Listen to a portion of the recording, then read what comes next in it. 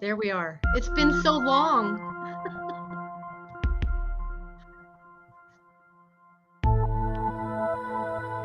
Been a long time. I know. I miss our chats. I hope Allie's well, though. She seems to be. Yeah. She seems to be. I just miss her. I miss our time. So I'm looking forward to this today. Right. Because I've been isolating for the last year and a half by myself and my dog. Oh, So okay. her group, every Monday, I really looked forward to it. Every Monday, she talked to Tara. And I only started watching her during COVID. Right. And it was just when I decided, chose to go a different path with my spirituality. Exactly. So, and then I saw her, and it's been like, and I'm like, I miss her. Have you been reading the book? Yeah. Yes, I'm practically done.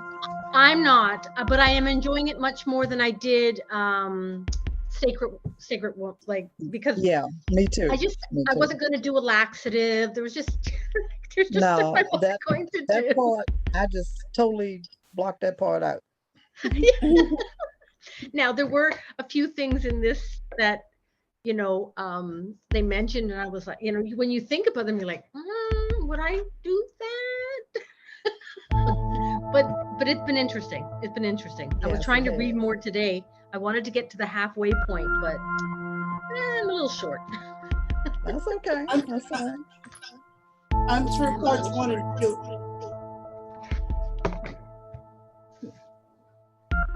Yeah, I'm going to do parts 1 and 2.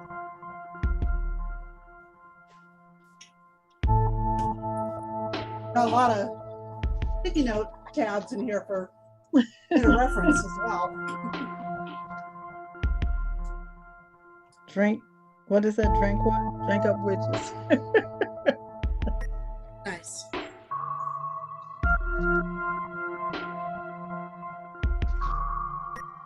I saw it in the store today and I had to get it.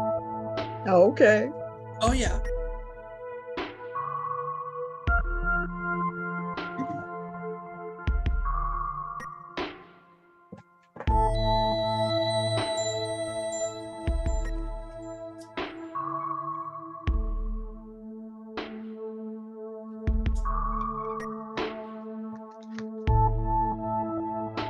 I went to Five Below and I bought this today for $5. Oh my goodness, I wish you got me one. I have that book. Irene, did you get my message? I've been messaging you on the thing telling you thanks, but you didn't. I got this one. What I do? No, because I've been emailing you telling you thanks for the book, but you didn't. Oh, sweetie, I'm sorry. I really don't read that. I don't read emails unless I know something coming. Oh, okay. I thought you were upset. I'm like, is she upset? No. Oh. I get special alerts when something happens with my little dude. Oh. I don't read emails because it's usually a bill collector. Okay. But when it said it was delivered and I didn't hear anything, I'm like, okay, she good. Let me see that book again, because I have it on ebook, on Kindle. Yeah, the Moon Magic thing. Oh. Moon Magic. I got it from which Five Below did you go to? The one in Forestville. Okay. Forestville, yeah. I just happened to be in there and I just started browsing through. I wanted some t-shirts, so I got a little t-shirt with the moon symbols on it, stuff like that. I saw this book. I keep forgetting to stop at Five Below. Mm-hmm. I'm so anti Five Below because my kids drove me crazy with it. Because I know at one point in time they had a real big crystal book. Mm-hmm. It actually cost $30. And I cannot, So it's like every time I do go in, I'm looking for that book. Okay. But I never see it. A book about crystals? I think it's the complete guide to crystal or something. Yeah. Oh, but it was accidentally in Five Below at one period of time. Okay. And of course, I'm trying to find that accident again.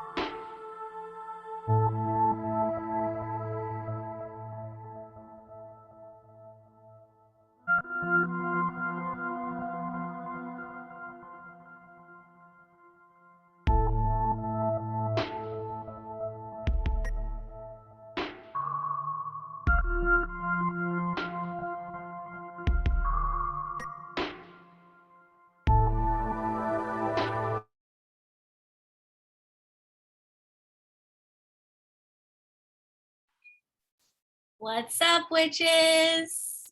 What's up? Oh my God, there's so many of you. What's up? Hi, everybody.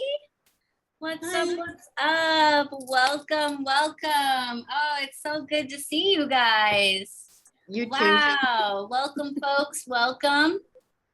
How are we doing today? Everybody's good? Good. I am going to go around and just mute everybody real quick, just to make sure there isn't too much background crossfeed with my thing, and then I'll mute myself and everyone can talk and all that good stuff. And I waited for a few minutes so that everybody could come in, and there may be more people joining us a little bit later. I took the waiting room off for this meeting, so I think everybody was able to just join without having to wait. So I think that is what I'll do for book club meetings, because then it'll just make it easier for people to pop in or pop out as they need to. So hopefully that worked out for everybody. So it's so great to see all of your beautiful faces. I'm so excited. I don't know how you guys have your screens, but I get to see everybody. So it's like super exciting. So welcome everyone to this meeting of the BronxWitch Book Club. We are on our second official book. This is our third meeting, and we are reading 365 Days of Hoodoo by Stephanie Rose Bird. And this is the first month of reading. So the idea is that with each month, we sort of generally focus on one half of the book. So this is the first half of the book. So certainly if you've already finished the book, if you're already well into the second half, that is absolutely totally fine. I just ask that if you want to talk about things specifically from the book, you try to limit it to things in the first half. That way people who haven't read as much as you have, you know, don't feel left out or anything like that. And then when we get to the second meeting, then we can get into second half and end of the book type stuff. All right, let's see. Oh, I had somebody I think we have someone trying to connect. So give me 1 second. I'm going to see if I can help them out with connecting, okay? 1 segundo. Be right back.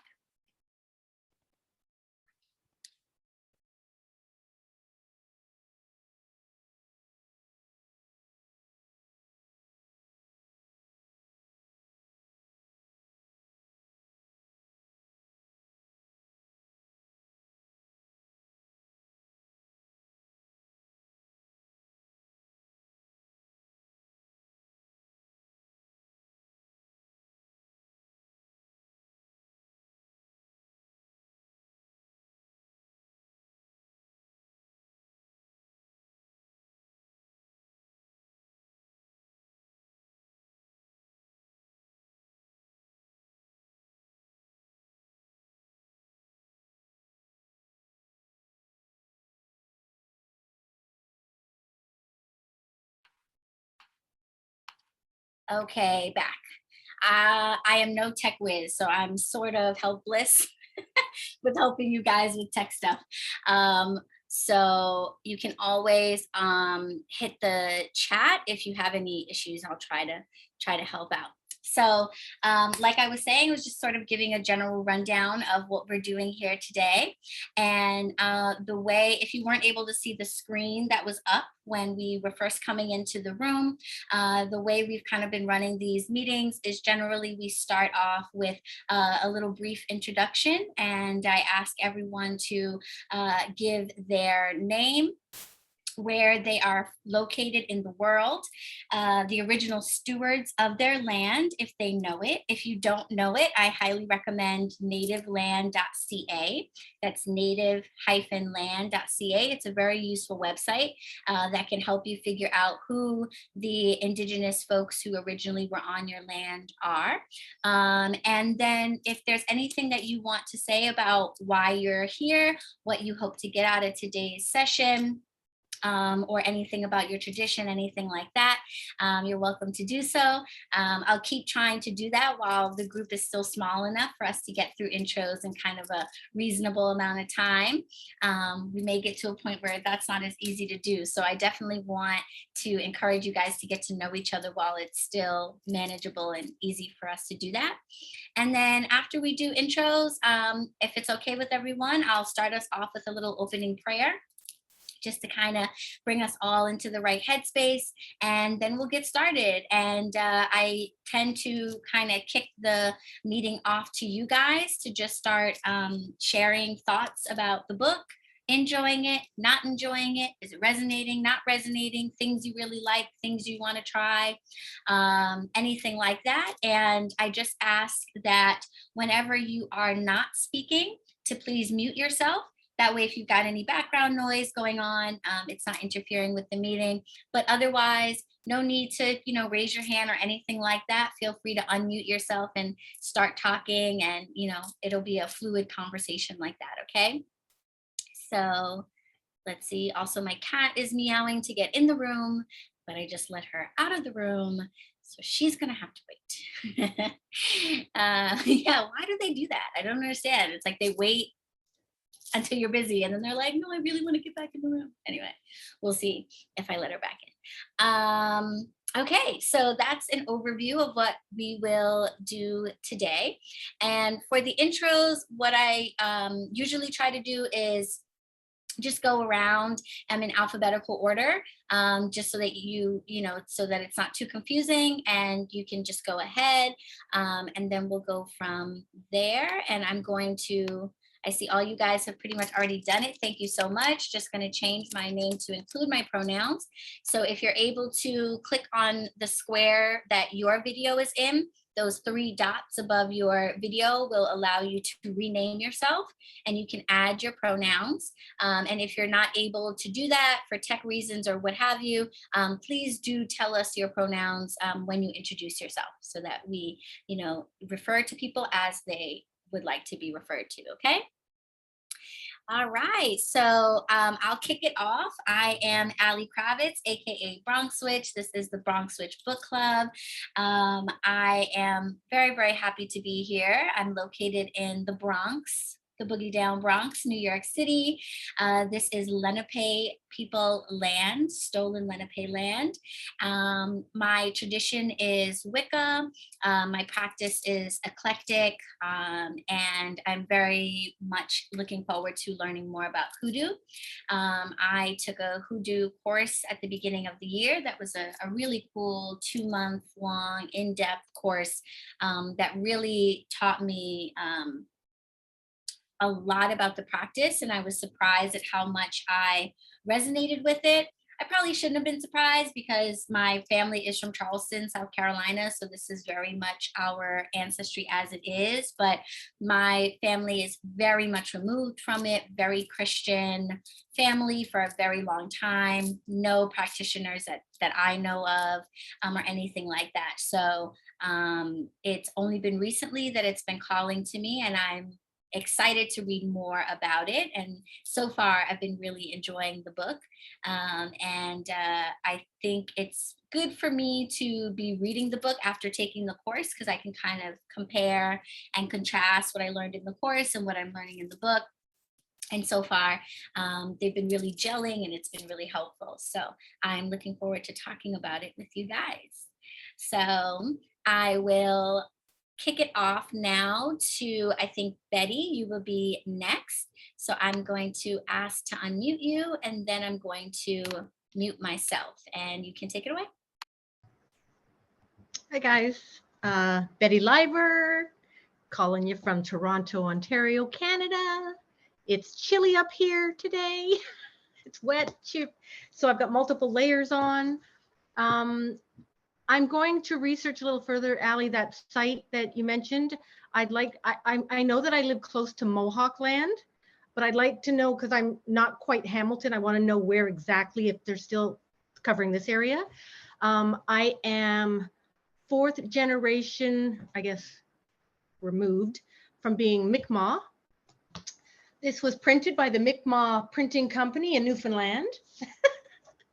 So I'm really trying to honor my ancestors. I'm a baby witch, so I am like a little sponge, and I soak everything in. Today I picked up a piece of red brick. So they're demolishing a house, perfect time. So you know, I'm just embracing things, and things.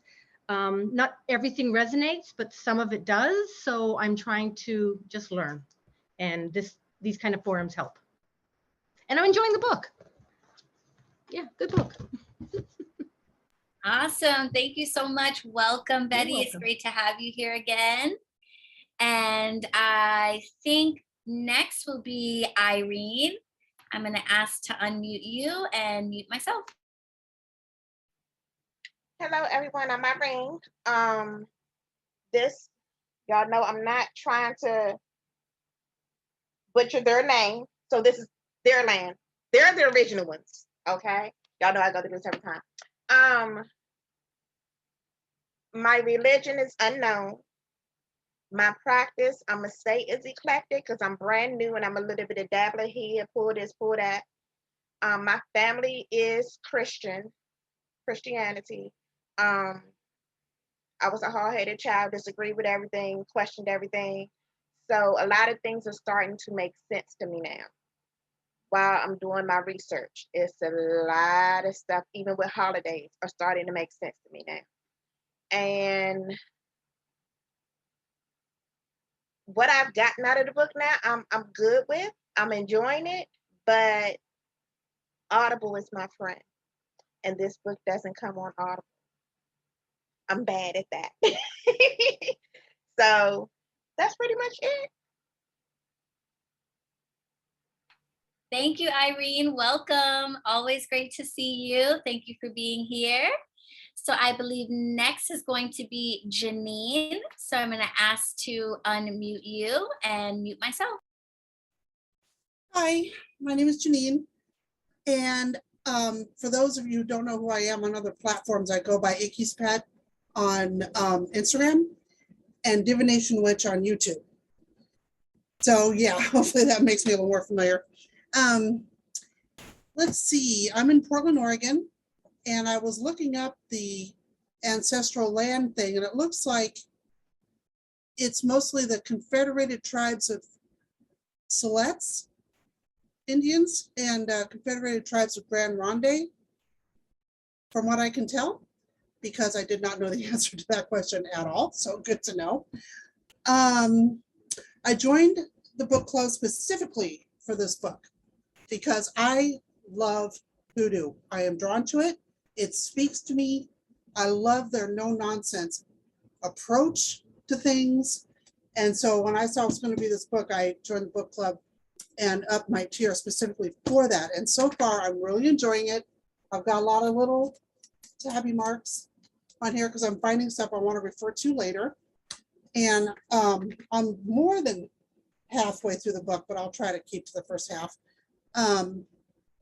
So far, I am loving it. I think it's very simple. It's a nice, easy approach. It's a good way to learn. It's not too academia-ish. I have another book about Hoodoo. It's a little on the academia side, and it's harder to follow.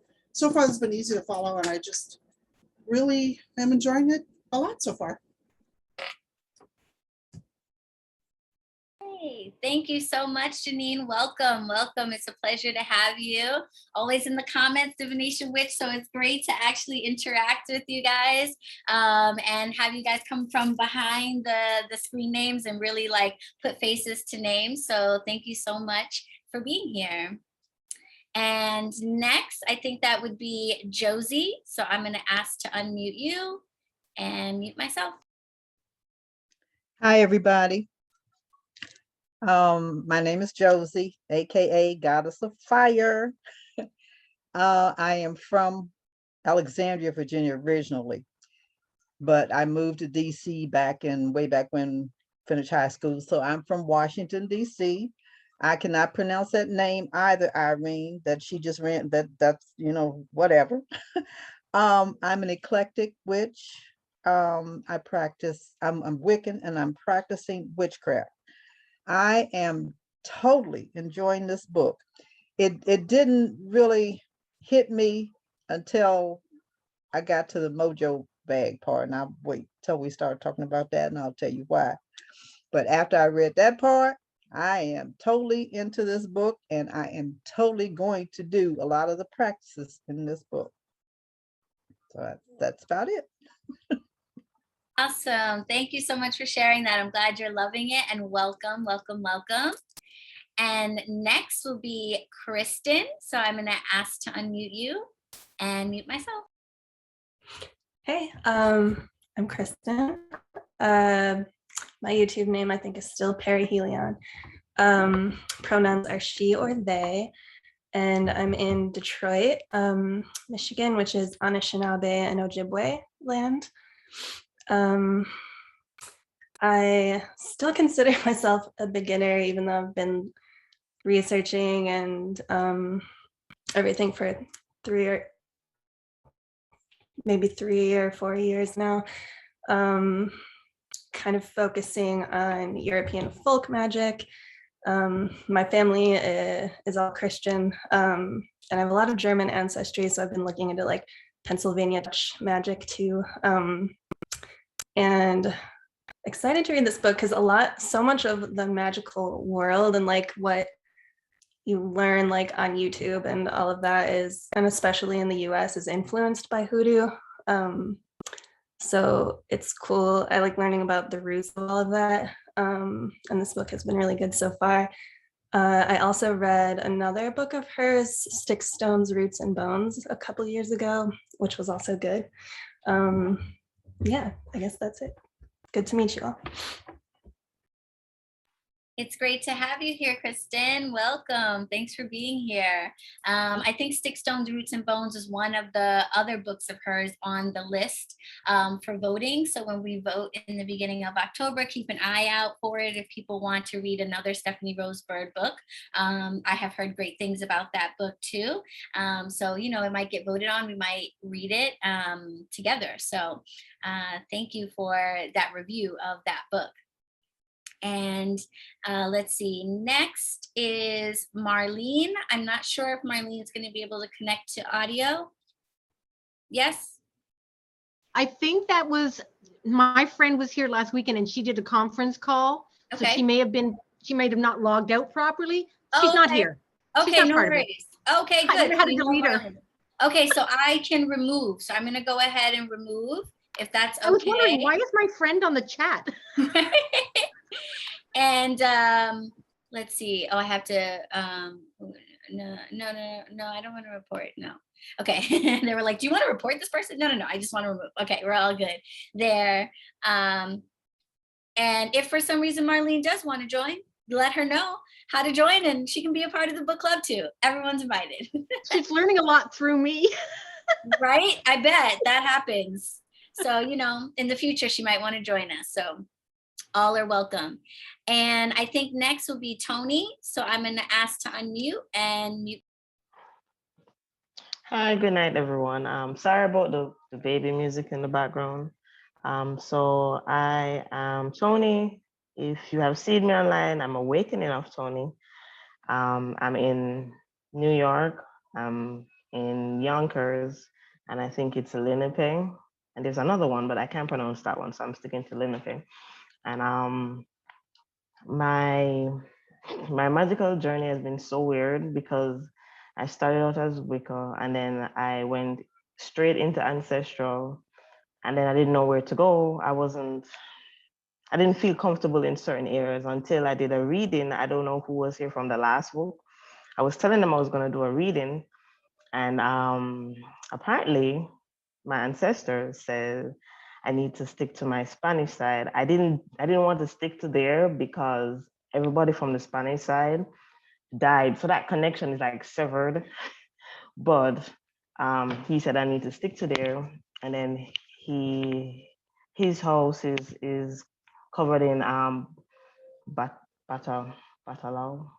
I remember, but yeah, but he wants me to continue the journey with him. So what else should I say? I don't know. I'm tired, so I'm trying to figure out what else to say. But that's it. The book was great. It was wonderful. It was so similar to Caribbean practices, but a little bit different because of the different cultures. But it's the same. Mm-hmm. Thank you, Tony. Welcome. Definitely. I can't. Well, first of all, you were supposed to tell us what happened with the elders.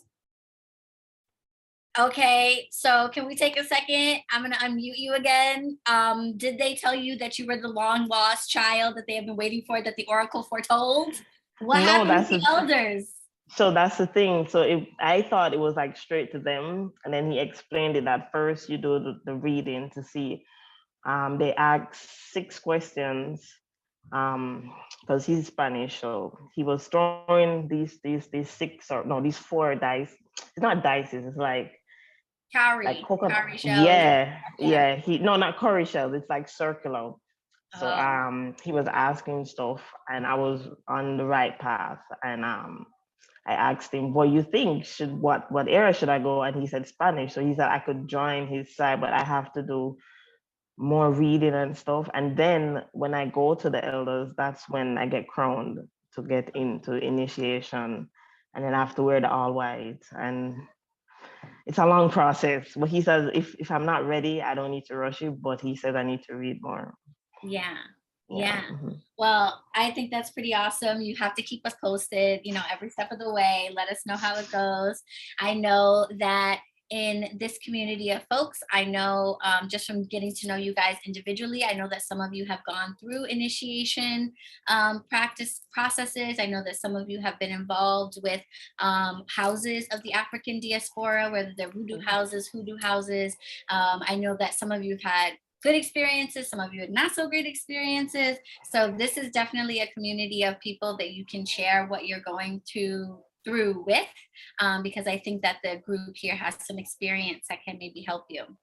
Okay, so definitely keep us posted, and if any of you guys feel comfortable and have gone through initiation processes in different traditions, feel free to offer any advice or guidance or recommendations and things like that, because we're all pretty much on the same journey and we have a lot of the same questions, and I don't think that any of us feels like where we are right now is like the end of their witchcraft journey. Like, I feel like all of us feel like we are in the middle of it, maybe even at the very beginning of it, but that we have more to learn and more to experience. So thank you for sharing that with us.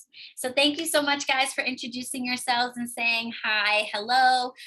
If people are talking and you feel like you can't get a word in, there is the chat. So do feel free to use the chat. You can, message people individually, or you can message people directly. It looks like Shonda just popped in. So perfect timing, Shonda. We were just about to get into the prayer, but if you are able to, I'd love to unmute you so that you can just briefly introduce yourself, your name, your location, the original stewards of your land that you're on, and any thoughts or expectations that you have for today's meeting. So I'm going to unmute you and mute myself. Sorry, I forgot I had a child to go pick up from work. So I was like, oh, I gotta go get her. I can't remember the name of the steward, but I'm Shonda, and I've really enjoyed everything here.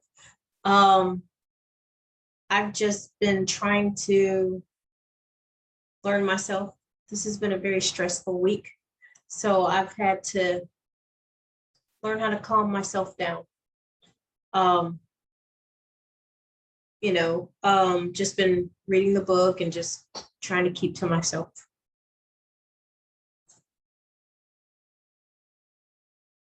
Well, welcome. And I pray that this meeting is, sending loves. I saw hearts go up. So sending love your way. And I'm glad that you've chosen to spend this time with us. And I pray that it alleviates some of that stress for you. And if nothing else, is like, a bright, happy spot in your week. So thank you so much for being here. So in addition to the chat on the side that you guys can use to drop useful information, resources, names, things like that, also down at the bottom of your screen, depending on how your screen is set up, there's also the reaction button.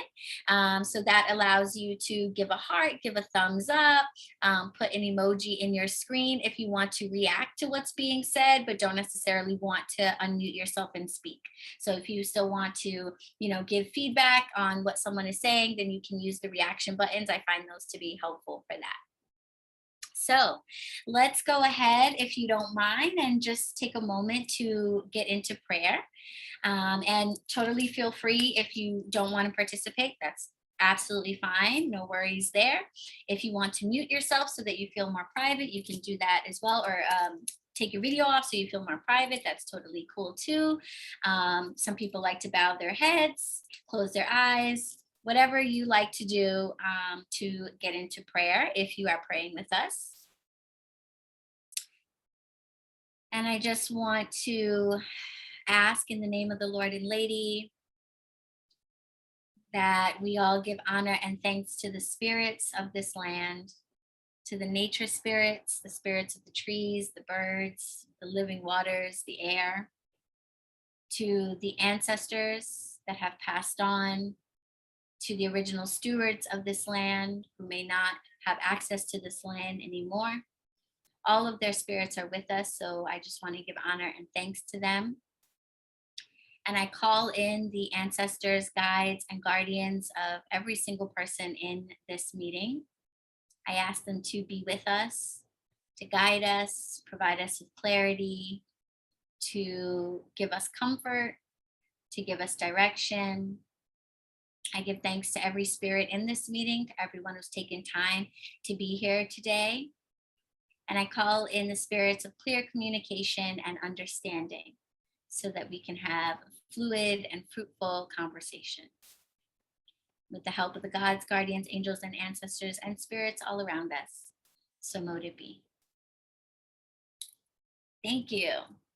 Okay, so let's get into the nitty gritty. Now we get to talk about this lovely book, 365 Days of Hoodoo. Sounds like the general consensus is people are overall enjoying it, which is awesome. So I always like to remind folks that this is not my meeting. I just happen to be running it. It's your meeting. So like I said, feel free to unmute yourself when you want to speak, and just remember to mute yourself when you're not speaking so there's not too much feedback noise. But I'm going to mute myself for a second and give folks the opportunity to chat. What do we think about the book? How are we enjoying it? What do we like about it? Is there anything from the first half that has stood out to you that you really like? Maybe you have decided to do some of the exercises. Maybe you've decided to just read and not do the exercises. The floor is yours. I can't wait, so I want to go first because this is killing me. You've been dying to tell us this, and I have been dying to hear it. I'm like, what is going on? Okay. When I was a child, back in my childhood days, my father, who I guess I could say now, practiced hoodoo. I was a child. I didn't know that then. I was reading this book, and what really stuck out to me, I was just buzzing through it, and I got to the part about the mojo bags. And I started reading that part, and I said, uh-oh. So when I got to the part about the little bags and how you feed it, I said, okay, a bell went off in my head back into my childhood days. There was a newspaper in this area called the Afro. And I don't know if it's still in print or whatever, but my dad got a hold of the newspaper and he ordered lodestones from out of the newspaper. And I didn't know there were lodestones then because, like I said, I was just a child. He had these little stones in a little red bag and this dust that he called goofy dust, which I now know was, the dust that they talk about in this book. And he fed these stones. Back then, the lottery was not run by the government. They had street numbers. After he ordered this bag and started praying over it and feeding it, he would put his numbers in every day. My dad was a janitor. Back during that time, they didn't make a whole lot of money. He hit the number once a week, every day, once a week, feeding those two little rocks. So I'm like, okay. We had a barn. We had a horse in the barn. And he and some of his friends would get together on the weekends and they go out in that barn. And that horse would be like, I guess, crying or yelling or whatever horses do. So me and my little nosy self, I snuck out of bed one day and I went to the barn and I peeped through the door. They were in there chanting and plaiting the horse's tail, the hair. And he had this little bag with these white bones in it. Now, I don't know if that was hoodoo, voodoo, or whatever, but they were shaking the bag and they was throwing the bag across the floor and chanting it, and they were reading each other with these bones. He had a desk, one of those old antique desks, roll-up type desks, and he kept different kind of powders in there, different kind of stones, different kind of just, I don't know if it's black magic or what he was into. I read the part in the book about the crossroads. So when I was reading that part, another bell triggered in my mind when I was a child. He gambled all the time. He had gone to a pool hall one night. And when he came home, there was crossroads. You could go right, left, or you could go over this little bridge. To get to our house, you went over this little bridge. These guys followed him out of the pool hall, and their intent was to rob him. When he got to the crossroads, a big black German Shepherd dog appeared out of nowhere, started barking at the guys, scared them off, followed him home. He got home and he came in the house. He woke me up, my mom. He said, come outside. I want you to see this dog. We got up out of our bed, went outside, no dog. Dog was gone. When my dad died, I opened that desk and there was so much stuff in there. I'm like, I'm getting rid of all this crap because at the time I didn't know, what to do with it. I didn't know if it was black magic or what kind of magic it was. The house that we lived in when he passed away, I had gotten a German Shepherd from one of those from the police department, how they get rid of the dogs, whatever. This dog was trained. That dog would not go down in that basement or that desk where he went all over the house, but we tried to put him down. He was, I'm not going there. Nope, nope, nope, not going in the basement. So I don't know what my dad was into, but I think from reading this book, I'm a descendant of a hoodoo practitioner. So I'm definitely going to get me some lodestones. I'm going to get the powder. I'm going to do whatever I need to do. As long as I don't harm anybody, I'm going to do some practices out of this book. And that's my story, and I'm sticking to it. That's incredible. That's Thank like you for every sharing little that. witch's dream come true. Is like, oh my God, I realized my parent was like a practitioner. That is so cool. Wow.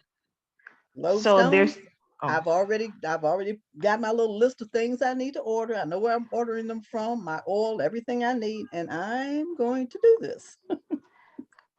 so she said something that brought back something to my memory. So my grandmother, she's 100% Catholic. When I say Catholic, she was at church almost every day.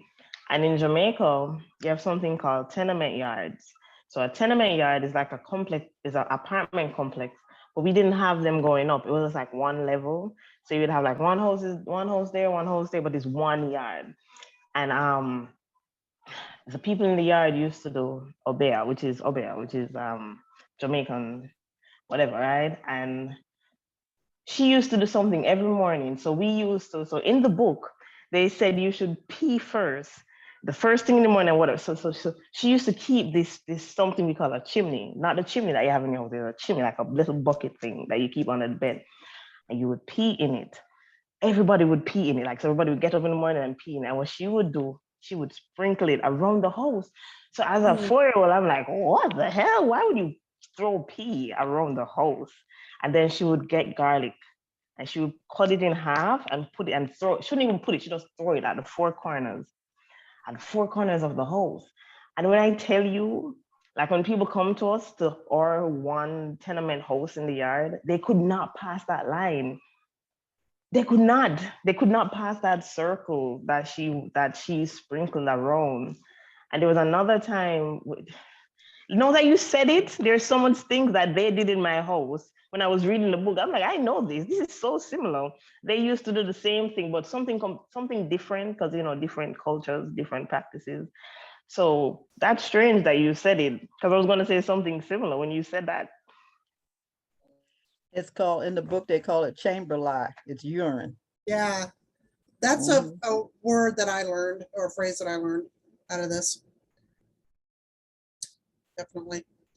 One thing that stood out for me in this book, and is gonna, I'm hoping, change my life a little bit, is on a page 116 where they talk about sulfur, not only as a magical substance, but also as a health substance, and all the things that it can do for someone, because I deal with a lot of these symptoms, aches and pains, lethargy, I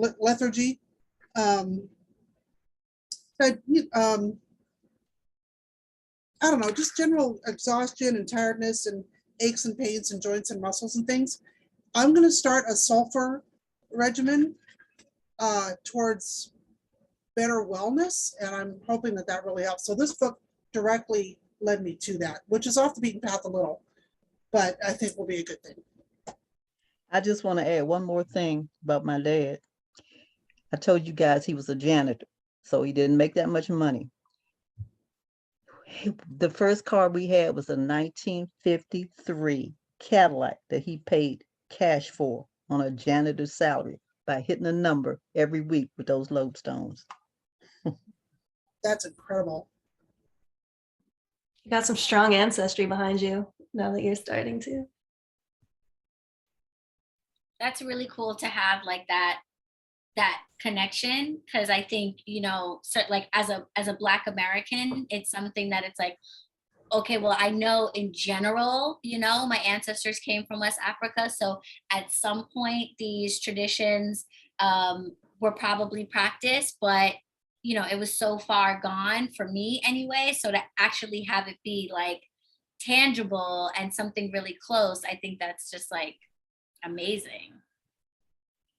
And I didn't know about the health benefits like of the sulfur regimen. I like flipped through the book. I see like, Janine, you have like your tabs and stuff. I kind of did the same thing where like before I started reading, I kind of just like flipped through and looked at things that I felt like I might need now, you know, or that I might want to do now. And I put a bunch of like dog ears in them. And then I was like, okay, now let me go back and like start and really read it all through. So like reading it, I'm just at the end of chapter 2, the one about waters.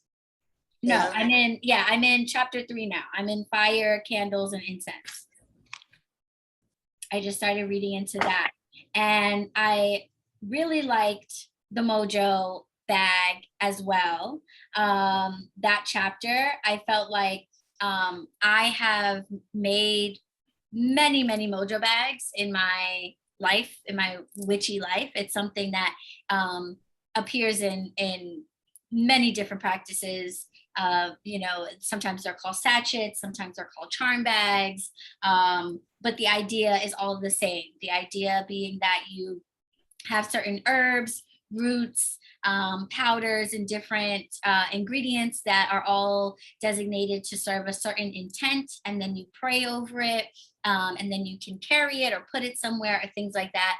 And I'm really grateful to this book because I think Stephanie Rose Bird is doing, I was actually kind of nervous, honestly, after taking my Hoodoo course and learning what I did, learn about like the fact that like bloodline Hoodoo practitioners do consider it to be a closed practice.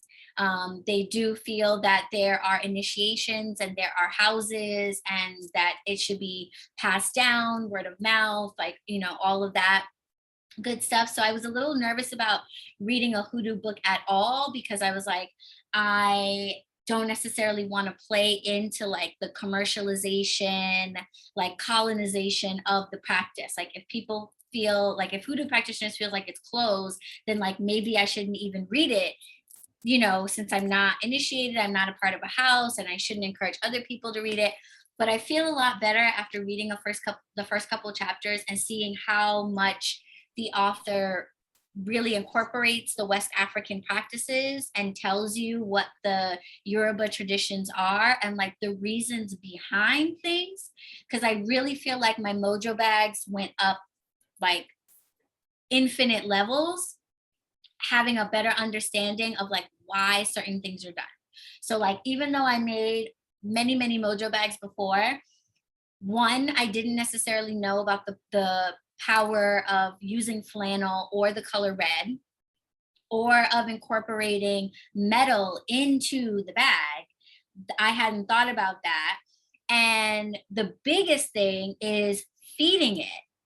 Like I have made so many Mojo bags in my life and I've always had like hit or miss like results from it, not, you know, and I didn't necessarily know why. And now I feel like I know why. It's because typically I never fed them. I would make it and then I'd be like, oh, okay, this Mojo bag is for, you know, helping me with school. So then I would like hang it on my desk, but then I would just forget about it and it would just like be there.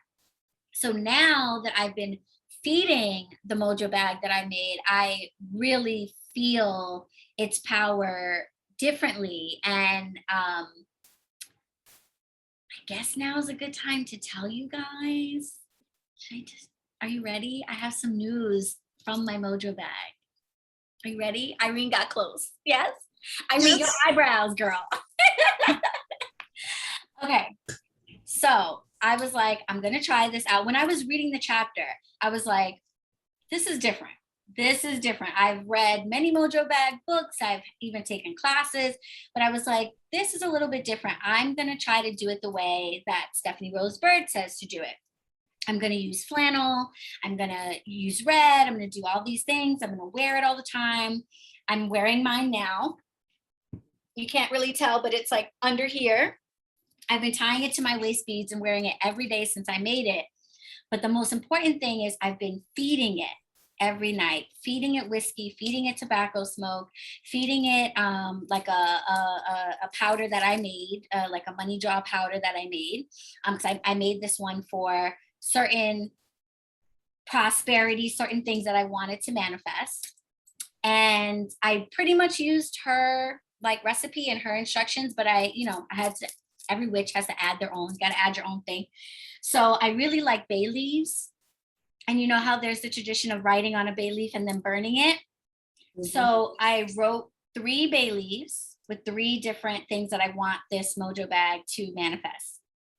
And I burned them with a petition paper, burned it down to ash, and I included that ash in the powder that I made that I've been feeding the bag with.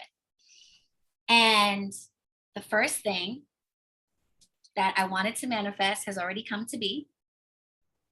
And that is BronxWitch Bodega will officially, as of October 1st, be moving into a physical location here in the Bronx. I will be opening an office. Where? I need to go. I'm going to visit. I am in New York. I need to know. Yes, you guys, you all have to come. You want to make me come? You really want to make me come to New York? Yes. Fine. My daughter been trying for 2 years. Yes. So really? You got to. So yeah, I'm like kind of freaking out a little bit because this is definitely going to be like the biggest thing I've ever done. The rent on the office is more than the rent in my apartment. Ooh, yeah. Yeah. So I'm like, oh my gosh, I have to incorporate, like become an LLC and like all that stuff. But yeah, BronxWitch Bodega is going to have a physical office. It's going to be a space where I can pack up all my teas and herbs and steams and get you guys' orders out and everything, and not be doing it on my kitchen table and boxes on top of my husband while he's sleeping. Like, I'm gonna actually have space. I'm so freaking excited. And the office is like perfect. Not only does it have a main space where I can pack everything up and make everything, but then it has a second smaller room, which is going to be the Reiki room. So there's going to be a separate room for Reiki, for chakra meditations, for cleansings. The office has a bathroom with a bathtub, so I can do spiritual baths for people who want guidance on doing spiritual baths or want to receive a spiritual bath from a practitioner. And yeah, so it's not a retail location. That's the next step. But this is going to be a physical place where I can actually serve my community. People can come to me, you know, COVID, I'm putting it out there that it's clearing up and we're getting through the end of it. You know, it feels like it's never going to end, but I am putting it out there that it's coming to an end and people are going to be able to physically come for readings and sessions. And I'm going to make that second room available to New York witches or any witch that wants to rent the room. So if you're learning Reiki or you just want to come hang out at a witchy spot and like meditate by yourself or do yoga and have your own private room, it has its own bathroom. It's going to have a Reiki table and meditation chairs and a yoni steam box. So they'll be able to do yoni steams and take my money. I'm coming. I'm freaking out because it's kind of like, be careful what you manifest for, because when you get it, it's like, oh shit, now I have to actually, yes, a New York City book club trip might be amazing. When, like, I want you guys to come see it. You know, I got to paint, I got to put stuff in there and everything, but like, I'm hoping that by November 1st, I will have it ready to like open to the public. Yeah, so I every day I have like, I haven't signed the lease yet. I went back and forth with the realtor to get like certain terms put into it because I was like, look, it's a pandemic. I can't be locked into this for 5 years if like the whole city shuts down again or something like that. So I got some protection put into it so that I can back out of the lease kind of last minute if I need to, but that's not gonna happen. I'm not gonna need to. It's gonna be great. And yeah, so like twice a day, I feel like I'm gonna throw up. I have like a crazy case of anxiety and imposter syndrome. And I'm like, why is anybody going to come to you? Why would anybody want to come get readings or treatments from you? Like, nobody's going to come. The office is going to be empty and you're going to be on the hook for this rent money. So like, you know, I have all these fear and stuff coming up, but it was also kind of like a big boost in terms of my magic, because I was like, I manifested this. Like, I manifested this within a week of making the mojo bag. I saw the listing, I went to see the place, I applied, and full disclosure with you guys, I am no rich lady. This business is very, very new. I don't make that much off of it yet in terms of like what businesses make. My business doesn't have credit yet because it's so new. So everything I did was off of mine, which is not that great. It's like 660.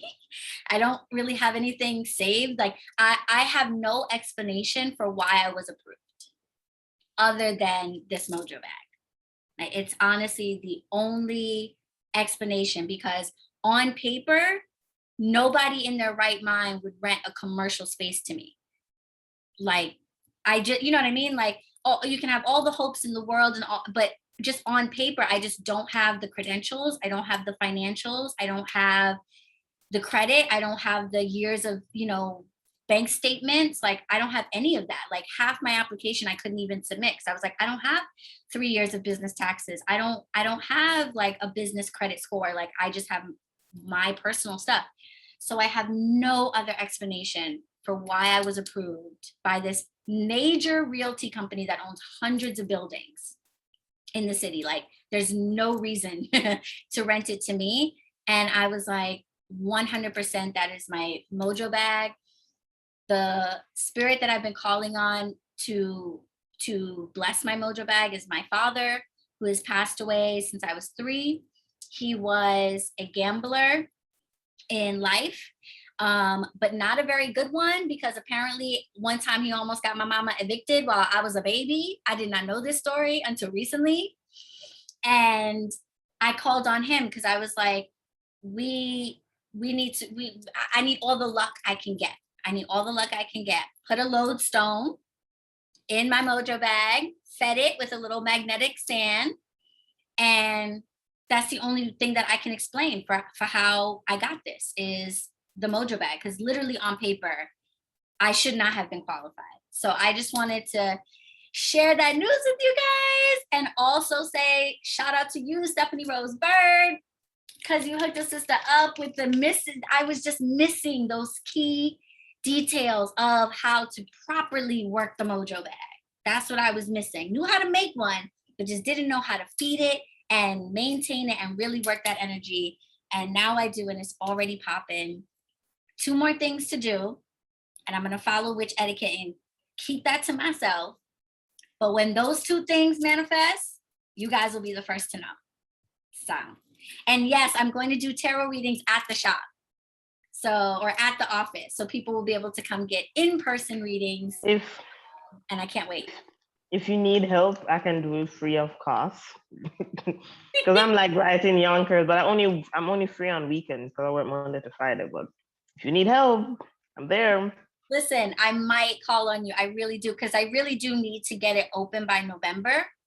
You know, but I have no idea how long it's going to take me to get, like, I have to paint the place. I've got to get, you know, all the equipment in. I've got to get everything from my apartment moved over there. Luckily, it's so close. It's across the street from my apartment. Across the street. And get this, it's in the building next to the building I was born and raised in. So when I met the realtor, he was like, oh yeah, this is over there. I was like, yeah, I know. My mom lived here for 35 years. Nothing but good juju. Nothing but good juju. I mean, talk about like, only magic can explain it. Only magic can explain it. When I went to look for places, like I haven't been looking at places because I just assumed I would never, you know, not never, but I couldn't qualify for anything like that, you know, anytime soon. And something just told me, just look, just do a quick search, just look.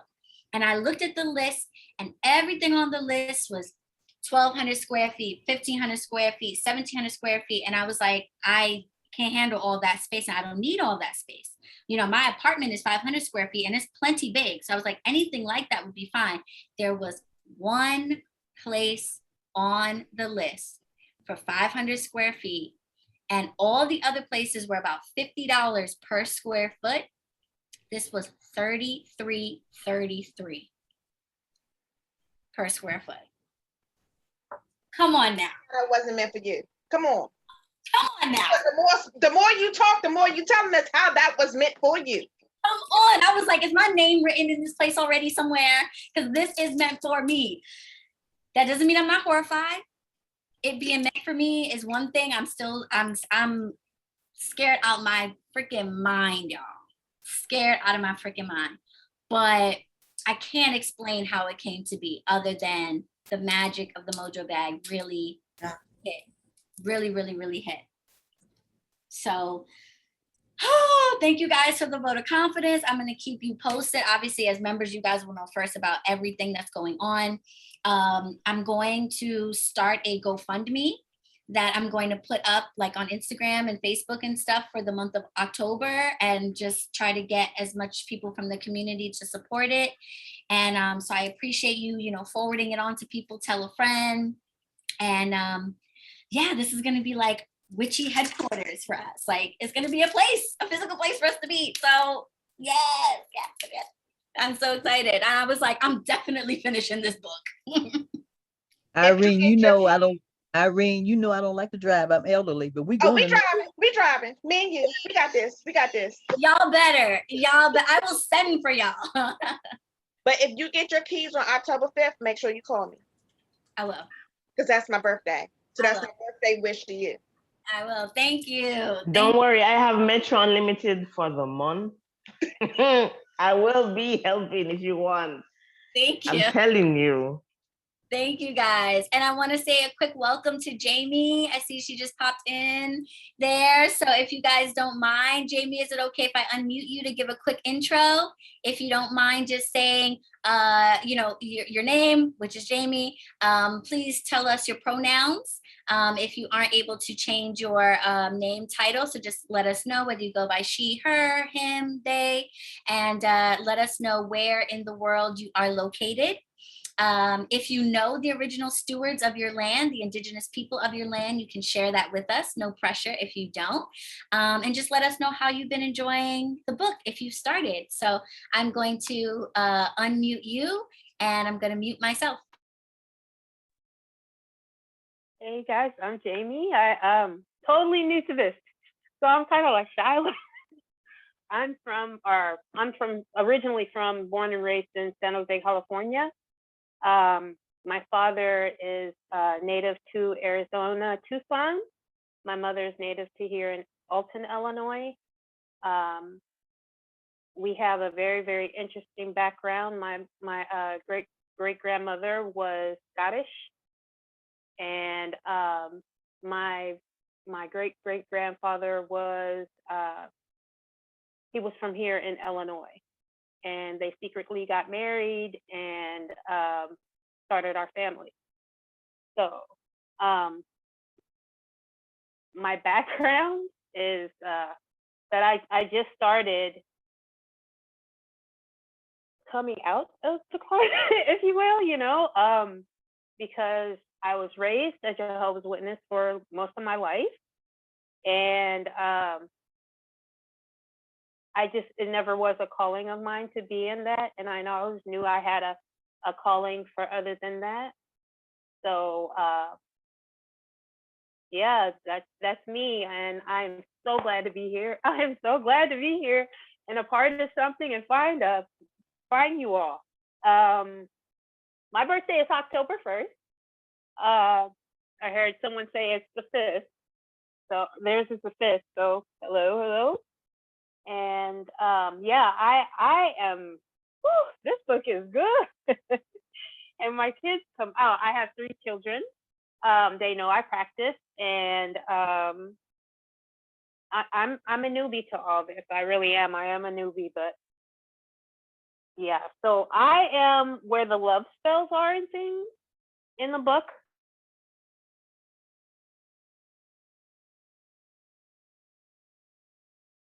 197, the page I'm on. This is totally beautiful book. I love how she breaks down everything with colors and the candles, and you know how she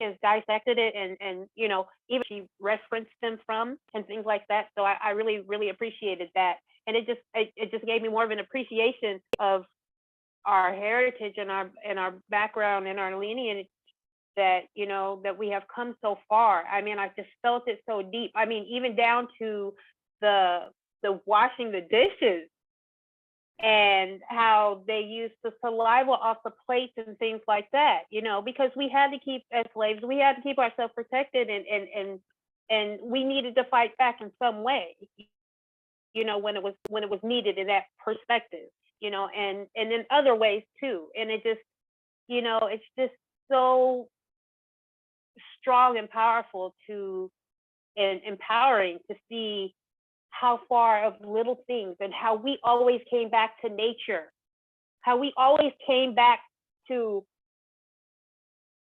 just learning so much, how we just got back to just nature, and I say, as they say, and you know, and that it's the true beginning of the beginning of the beginning, you know, and for me it's the beginning. But yeah, that's me. I'm just studying a lot of things. I have read a lot of Damon Brand books. I bought the Golden Dawn book, you know, and I'm just baby stepping it, you know, but it just feels so good when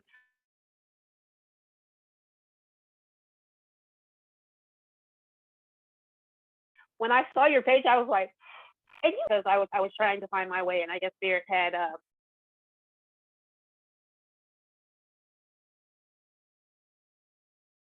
brought me here. Yeah. And let me tell you this story. So I was reading my book, and I came to the page where it started talking about go to the forest and walk through the forest. And if by any chance you can find a tree that was hit by lightning, okay? I should have bookmarked it. But anyway, it talked about that. So this was 3 days ago. This is gonna sound so far-fetched, but I promise y'all it happened. I promise.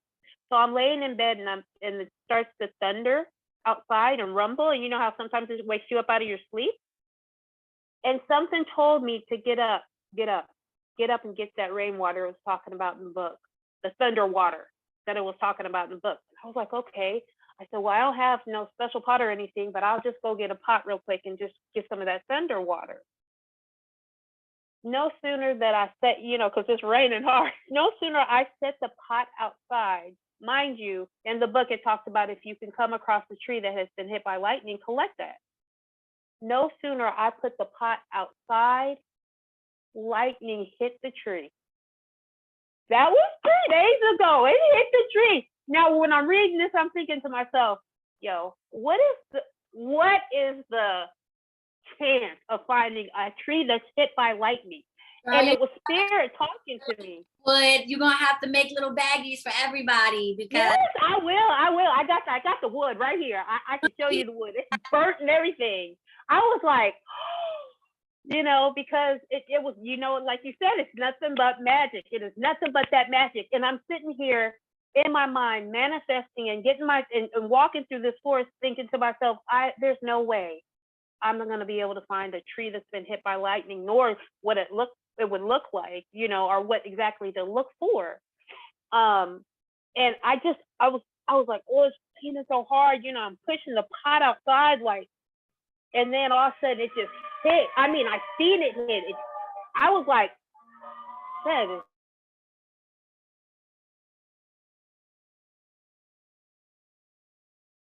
nothing but fear. That is nothing but the magic. And I, you know, my mind speaking of it, I literally hear Spirit say, yo, get up and get that thunder water.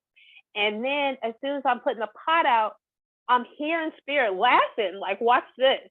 And it's just a shoom. I was like, oh my God, I cannot wait to tell y'all. I can't wait to tell y'all.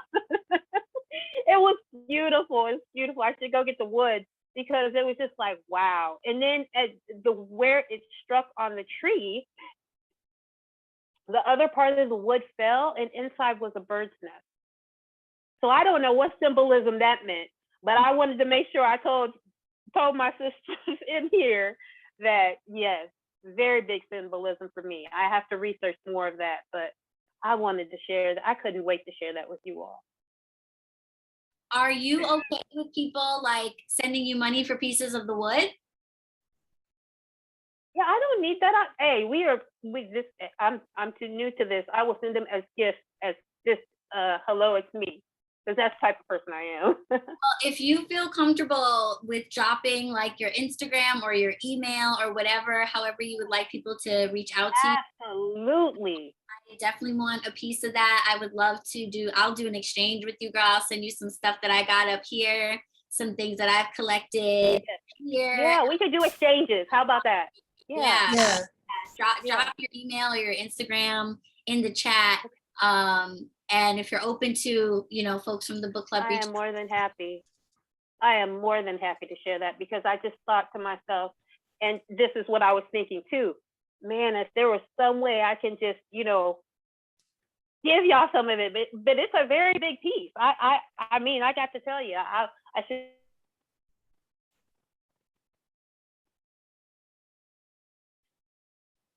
run and get it real quick so everybody can see it. I left it on my porch, but I just thought that was a beautiful, beautiful thing. And it made me know that I am in my right place, to meet all of you guys and to know that I have somebody else out there, to do this with. It's yes, because you can get like amazing lightning wood online from different conjure shops and stuff like that. Okay. But it's hard to know, whether or not it was actually struck and like what the deal is if you don't know the practitioner personally. So I definitely want. And I think this was a gift for all of us because there was so much.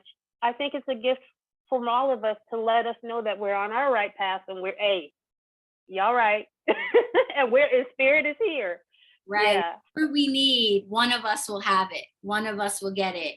Absolutely. Yeah, they only have to send it to one of us. So yes, please, Jamie, drop your email or Instagram, however we can get in touch with you. Okay, that's fine. Thank you. That is so crazy. Yeah, that was quite the experience, and to learn because I was very, very. I know one lady had commented about opening the book and being kind of leery about getting into the hoodoo aspect, and I was feeling the same way, but as I went into it, it made me have a more greater appreciation, like arms open, it wasn't all just dark.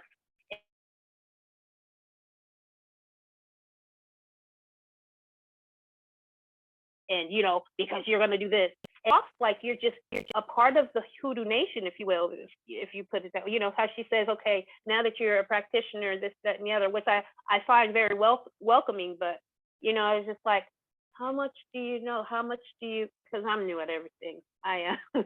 But how much do you know to do, and do you have that right? If you will, I know that it might seem kind of odd to ones that have been practicing for years, not just hoodoo, but magic in general. I'm still finding my place, but how do you know if you're okay to do it? I don't want to disrespect the magic is what I'm saying. Respect the voodoo, respect the hoodoo, and so that's where I'm at. But this is an amazing book. I was trying to play catch up. Somebody said they were on page 200 and I had bookmarked my book, like, okay, girl, you got to catch up now. You just got it Saturday. So, so I'm glad to be here. Very glad. Jamie, just to let you know, and maybe to make you feel a little bit more comfortable, it's a lot of us, including me, that is new to this. So you're not. So well, I'm a newbie. Thank you for that. Well, good. Look at the hands. We're newbies. So you're not alone in it, okay? Yes, and I appreciate it. Irene, you're a Libra too, right? The 5th? I'm the 5th, my daughter's the 3rd. and you the first. Okay. Every All other right. day, it's them odd numbers, girl. Come on, let's get it Yeah. together. Let's get it. Let's go. You know, I think when we did the voting for the book and we got this book to read, I think a lot of people have been getting a lot of confirmations with their practice. And in very some may be subtle, some may be as big as yours. And when I got this book 2 weeks ago, and I finally chose to pick it up this week, and I got the reading done on Monday, and the guy who is the right hand of the person head of the house that I'm supposed to try and get into, he decided to make me some change because I told him I want something specific. Now, in the reading, they said that the guy said that he sees someone that is walking with me, and they said that the person like extravagant things. So from the week before, the guy's been telling me that he feels like is somebody like Oshun or whatever. The day he came with this necklace. He said he made the necklace the night before, and it has Oshun on it. The yellow and the white. The yellow, yeah. And then I started reading the book, and then it started talking about Ogun, and he made me the foot thing that has all the on my, what's her name? Oshun, and then All the right arena, here. Yeah, and then this the one is the one that Ogun. the red and black Shango, I believe, and the green and black, I think, is Ogun, and Ogun. and then the yellow, I think, is Obatala, and the red and white, I think, is, who am I missing? No, the yellow is Oshun. Oshun. I think this is Obatala. This is yum. Yeah, there we go. Yum. Yeah. And then it's so strange Yummy, that when I was Yummy. reading the book, they talk about the same colors. And when I look down, I'm like, oh, wow, I didn't even know. Okay. When I went back to him, he's like, oh, I just made it because I got the hint to made it. That's crazy. That is an awesome story too. That is awesome. So it's like it's just all coming together. Mm-hmm. Okay, I have a Telling you. question for you Advice, all. guys? Can I get some advice? Yeah. So I've struggled with death. And now that I'm researching and studying and my indigenous side, I'm opening up and there's a little less fear. So I'm struggling with the graveyard thing because I don't do well with funerals, cemeteries. How do we, I mean, is it just we've like fear that is really not there and I shouldn't fear it? Like I've set up my ancestor altar, so I do have that connection to my grandfather on the indigenous side, but I don't know if I could go to a graveyard. They're Like, it's different just- things. Well, I you know. You know, Yeah, like go ahead. no, I'm just like that's where I'm struggling right now. It's like the lightning, I was like, okay, how is that going to happen? Yeah, The water, you know. yep, okay, there was a backup plan, but the graveyard is like, but you know, I'm starting to I went to Mexico 2 years ago and we were there for the Day of the Dead and I saw the beauty in the celebration, and it opened up, like, you know, like it was like lights going off, like, okay, there's really not all this fear you should have. So I think, you know, with reading the books and stuff like that, it's like maybe I need to like not fear it so much and embrace it. I would agree. There's a Pioneer Cemetery about an hour away from me, and we went there a few weeks back, and it was the most peaceful, amazing place. It's a very, very old cemetery. Goes back to the 1800s, and it's just wild. The forest is like grown up around it. Tombstones are growing through tree trunks, and it's just this wild place. There's no uniformity to it whatsoever, and it was beautiful. It was peaceful, and it felt really good to be in there. Yeah, so you know, it's never too late to grow, right? Like, so you know, and that's my plan. And I think once I get past it, I will feel so much more enlightened and so much more in connection with what's really going on in my little world. you know. My I- 2 I cents did- in this is that I want you to think about it like it's so many things that we was taught that was false. Fear is false evidence that appear real. That's what I learned in one of my MLMs. Okay, so think of it as your fear of it is false evidence that has been taught to you Yes. way yes. back when. Mhm. We leaving that taught stuff, I'm not going to use good language, that taught stuff away in what we're learning now, because all the goodness that you get from the spirits that we talk to now, that deals with us now, that protect us now, your grandfather, he's there to protect you. So he's your barrier. Like, I wish you would touch my granddaughter. Okay, he might not sound as hood as me, but that's what he doing, okay? So going up in the graveyard, the thing is, going up to the graveyard, you may be visiting someone that needs a visit, because so many people forget their history, their people from the past. So the fear that you have is false evidence that was taught to us, and we're going to leave that. It got to go. It's leaving it past. I have So- to walk through it and embrace it, Your and grandfather is walking with you. yeah, and not have so much fear. Right. Yeah. So many spirits, because we're talking to them now. You hear a little bit of this, you hear a little bit of that. They not Mhm. scared. Hmm. Right. I mean, They they've been with me during COVID. They protecting you. I got nothing else. Go out that door today. No. We not going there today. So they just here to protect you. That's all. Yeah, And when you yeah. go to the graveyard, whatever needs you need, you have to go to the graveyard. They will be there Hmm. to protect you. Thanks, Irene. Yeah. I feel similarly to Janine, because anytime that I have gone to the graveyard, it has been so peaceful. It's like a little nerve-wracking going there, but once I've actually been there and I've sat with whoever I was going to visit or anything like that, it's felt so peaceful. And something that a medium said some time ago that I was watching, she was like, we are told that spirits are in the graveyard, but they're not in the graveyard.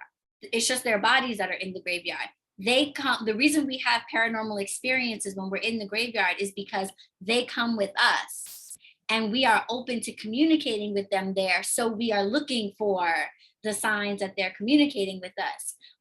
And so that makes it seem like the graveyard is a more like haunted place or is a more spiritually active place. But according to this medium who speaks to the dead, she was like, they don't just stay there. They're not there in the graveyard. We put their bodies there and they don't hang out there really at all. We bring them there when we go there to honor them or to remember them. They come with us. So I think that's why for me, the graveyard feels so peaceful, because it feels like a very private park. Because it's just like me and the spirit that I went to go talk to and nobody else. Is how it feels for me. So I don't know if it'll feel that way for you, but if that makes it a little bit less kind of nerve-wracking to think about. And then I would say also, like, the respect that you have when you go matters too. Like, I'm careful about like where I walk, and I don't just be like stomping all over everybody's graves. Like, even though I know they're not like physically there, I still like move with respect and bring offerings for all the spirits. I did too. I brought offerings. Yeah. Including the guardian at the gate. Yes. Bring Yeah. offerings. Oh, okay. General rules that I have seen that kind of repeat themselves in every tradition. One, ask for permission at the gate. Okay. So just if there's a particular goddess or spirit that you know is sacred to cemeteries, and you can ask for permission from them, like Oya guards cemeteries, Hikate, Kali. These are different entities that are known to like live in the cemetery or are sacred, those are sacred places to them. But you can also just call on the spirits of the cemetery and just say, I'm here to see Uncle so-and-so. I'm not here for anybody else. Do I have permission? And just stand there until you feel like you're given that okay. And if you still feel creeped out, weirded out, nervous, like don't ignore your intuition. Don't go forward, but ask Right. permission first. And can you go to any, like, I don't have any relatives that live remotely near me. Mm-hmm. So I don't have someone familiar to go to Well, have, you know, so can I just talk to a stranger?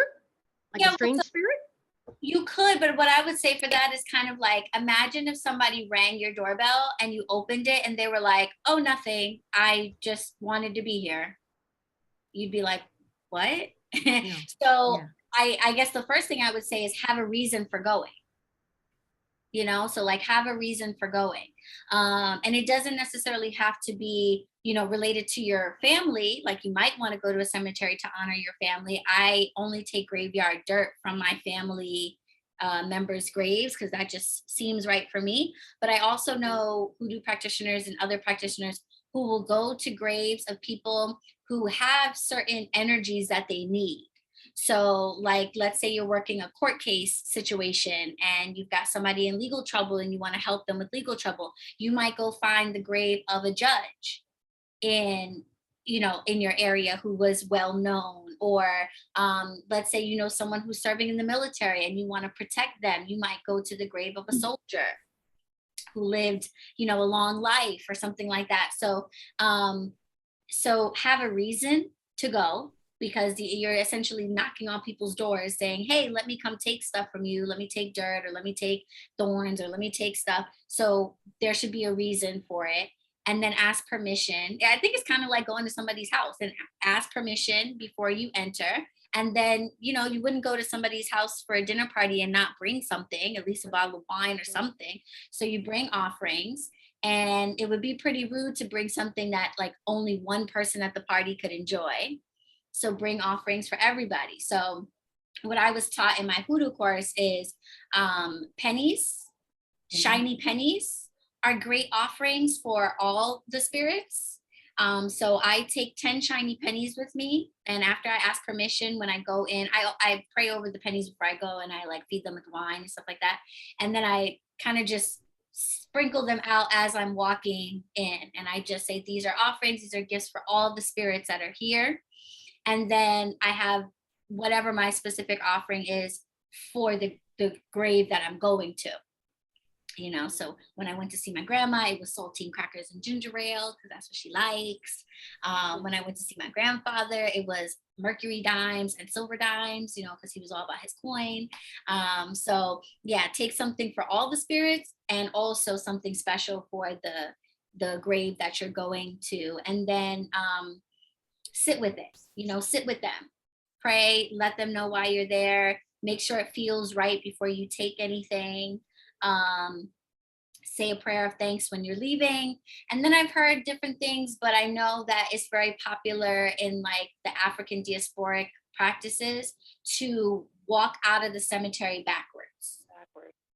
The idea being, just in case you drew a little attention from some spirits that maybe aren't so savory and you don't want them to follow you home. The idea is to not turn your back and walk with your back out, but rather to step through the gates facing forward, saying, you know, thank you to all the spirits. I leave all the spirits that I didn't come here to see or that are not for me here. And I'm taking with me just this dirt or whatever I'm taking with me home, you know, to kind of just seal it off. So I've seen that kind of play out in a lot of traditions. Right. I like Jenny's, Janine, I like your suggestion, the crystals, because we don't have pennies in Canada.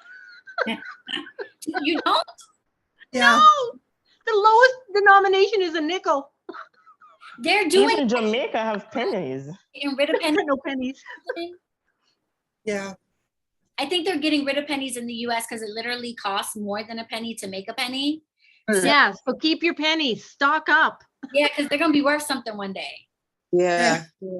There's a good chapter. I mean, there's a reference on page 142, chapter 5, where it talks about grave dirt alternative for you.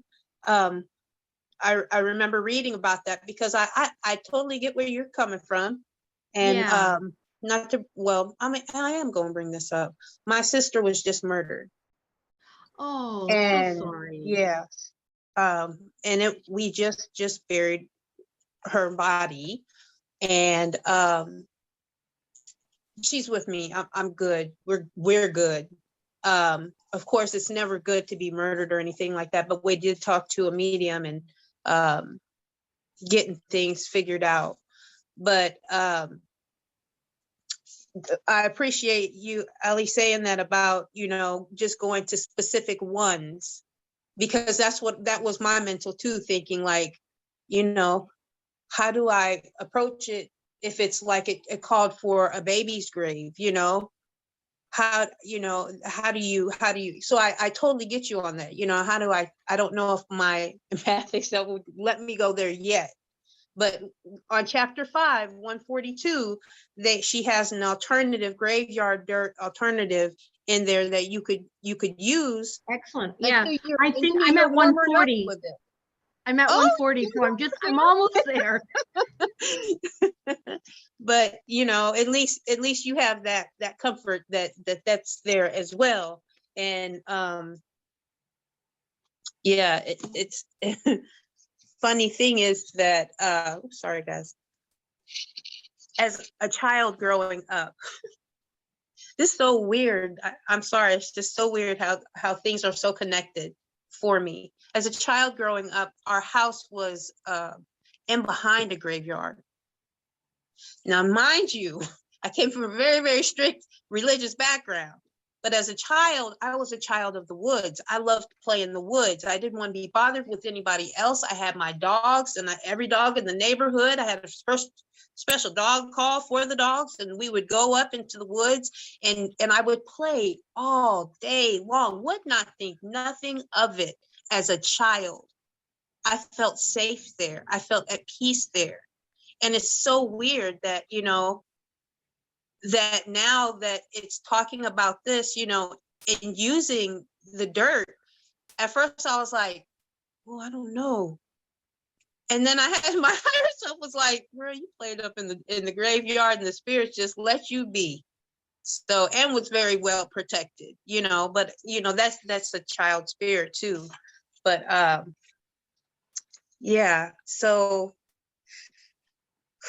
I've mentioned my sister, not to tell my business like that. I mentioned it because I'm relating to you about having the issue for right now, going into a graveyard and things like that. It's meant, I went to visit her the other day, but it was very, very hard. So, chapter 5, 142, there's an alternative for you. It's like I wanted to add. And your story really kind of really is like a living example of what Irene was saying about fear being something that our fault that has become real, because when you were a kid and you didn't have all notions of what was going on, you was up in the graveyard frolicking, having a good old time. And as you got older, other people's beliefs about the graveyard or about being out in the woods alone, those things became your reality. You know what I'm saying? How it wasn't safe.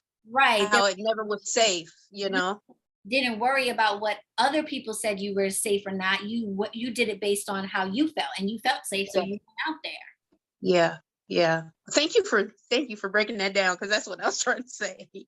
Yeah. Yeah, I think I've spent like a lot of time just walking around in graveyards too, because I feel like they're always also on like very beautiful, well, not always, a lot of them are just really beautiful and I don't know, feel peaceful, but I also would feel similarly like taking something from it. So maybe it's like first working to get past that fear and just like spending time and energy until you feel comfortable, like Ali was saying, taking stuff from it as well. But yeah, maybe just going like for a visit. going. Yeah, and asking for just to sit amongst and just be there, baby steps. Yeah. Even that would be a big thing. Yeah, because you don't have to take, you don't have to go there to take stuff, you can go there literally just to give. And I feel like if somebody came to my home with gifts, and said, no, I don't need anything. I don't need water. I don't need food. I don't need anything. I just came to bring you this.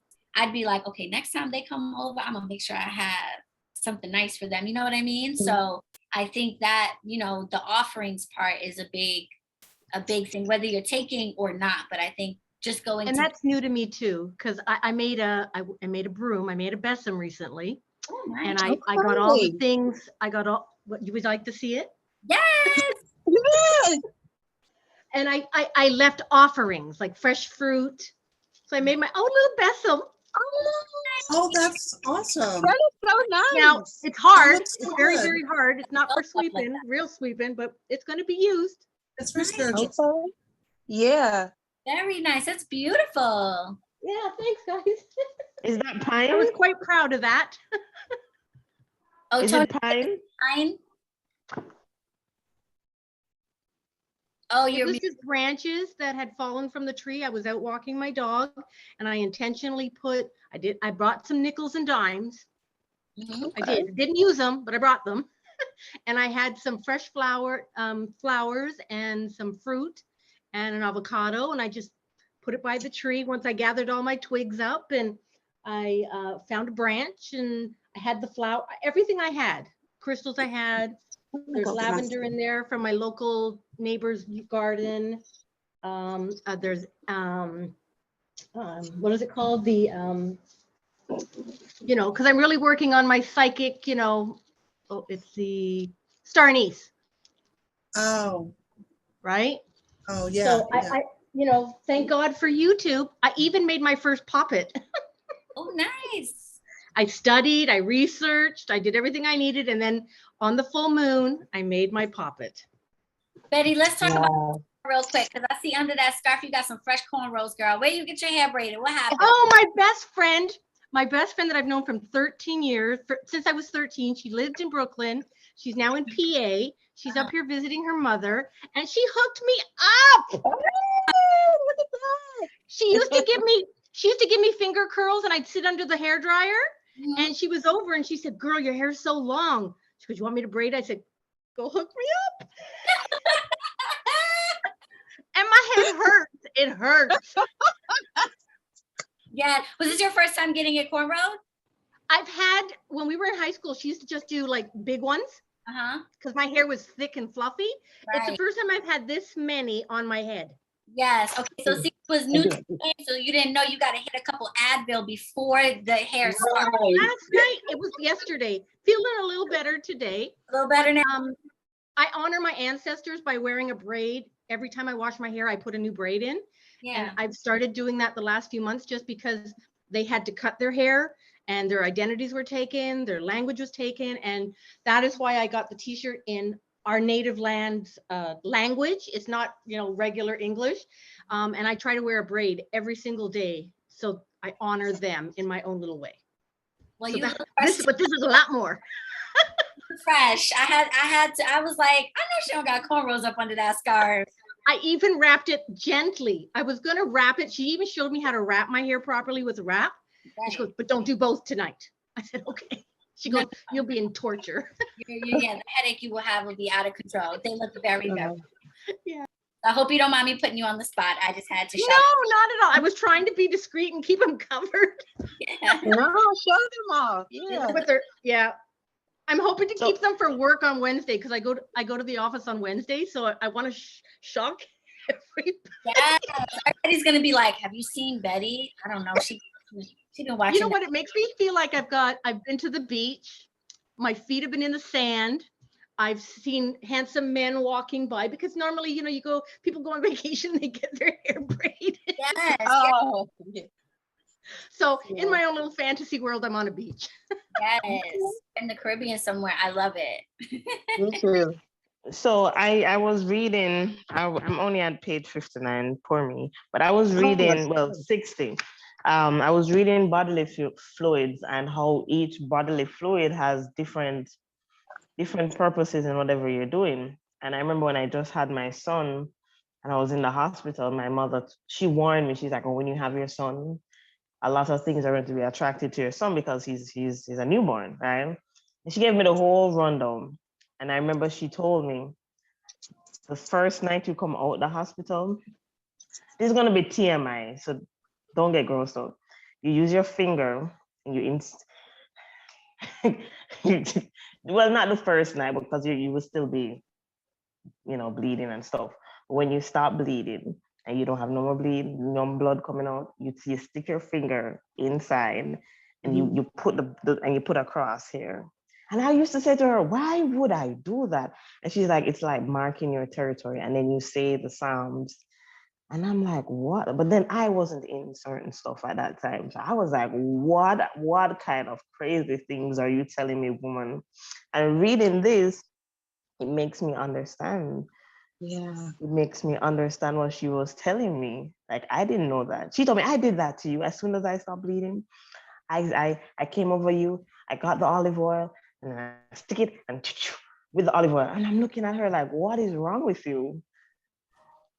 Learn something new every day. My son's grandmother is from Trinidad, and she used to make him when he was an infant, 2-3 years old, drink his pee. And I was appalled. I was like, why? But she was an uneducated woman, and these were things that were passed down to her. She says his pee is pure. He doesn't have a lot of toxins in it, so it's good for him. So maybe she knew what she was talking about. I don't know. Janine's face is like, I don't know. I don't know. I mean, maybe that would I've take heard some that getting used to. before. I've heard that before. Yeah, I mean, it is sterile biologically. Yeah, it's pure. Yeah. Yeah. And they say if you're, you can put it on like jellyfish burns, like stings. That's Yeah. Like it is, Mhm. it ends antiseptic. It's natural ammonia, so it's antiseptic and things like Yeah. yeah. I've heard if you want to attract love, please don't do this because it might have bad consequences. So I'm putting note that if you want to attract love, you use your excretion from down there and you put it in your perfume and you spray it. And then, well, I'm in a like a Hoodoo group. And this is one of the admins. She said that if you want to attract love, you can do it, but do it not with the intention of getting a specific person, but just for attraction. And I'm like, I don't know. I don't mess with love stuff. I don't do that. I mean, it's pheromone, right? Like, Right. there's But science. the problem is you might attract the wrong one. Because it's not a specific person. You don't Be want careful. one. Just saying. Gamblers do that. People that are into gambling heavy, like at casinos, they say that they will go and urinate on their hands a little, rub their hands, and go. This is before the COVID. Go play a machine and win. Interesting. Wow. Interesting. I'm gonna be carrying Sandy wipes next time I go to Yeah. But that being said, Josie, I'm taking all your money making notes, girl, because you got the hookup.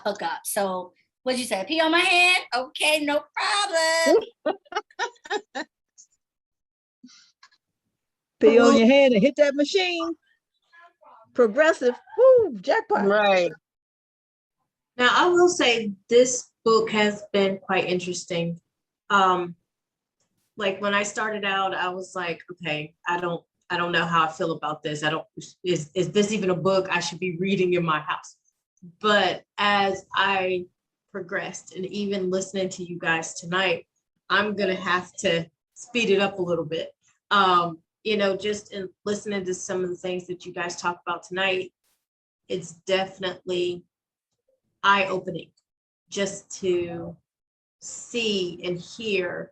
I just reached out to family to get a picture of my father because I have no pictures of my father.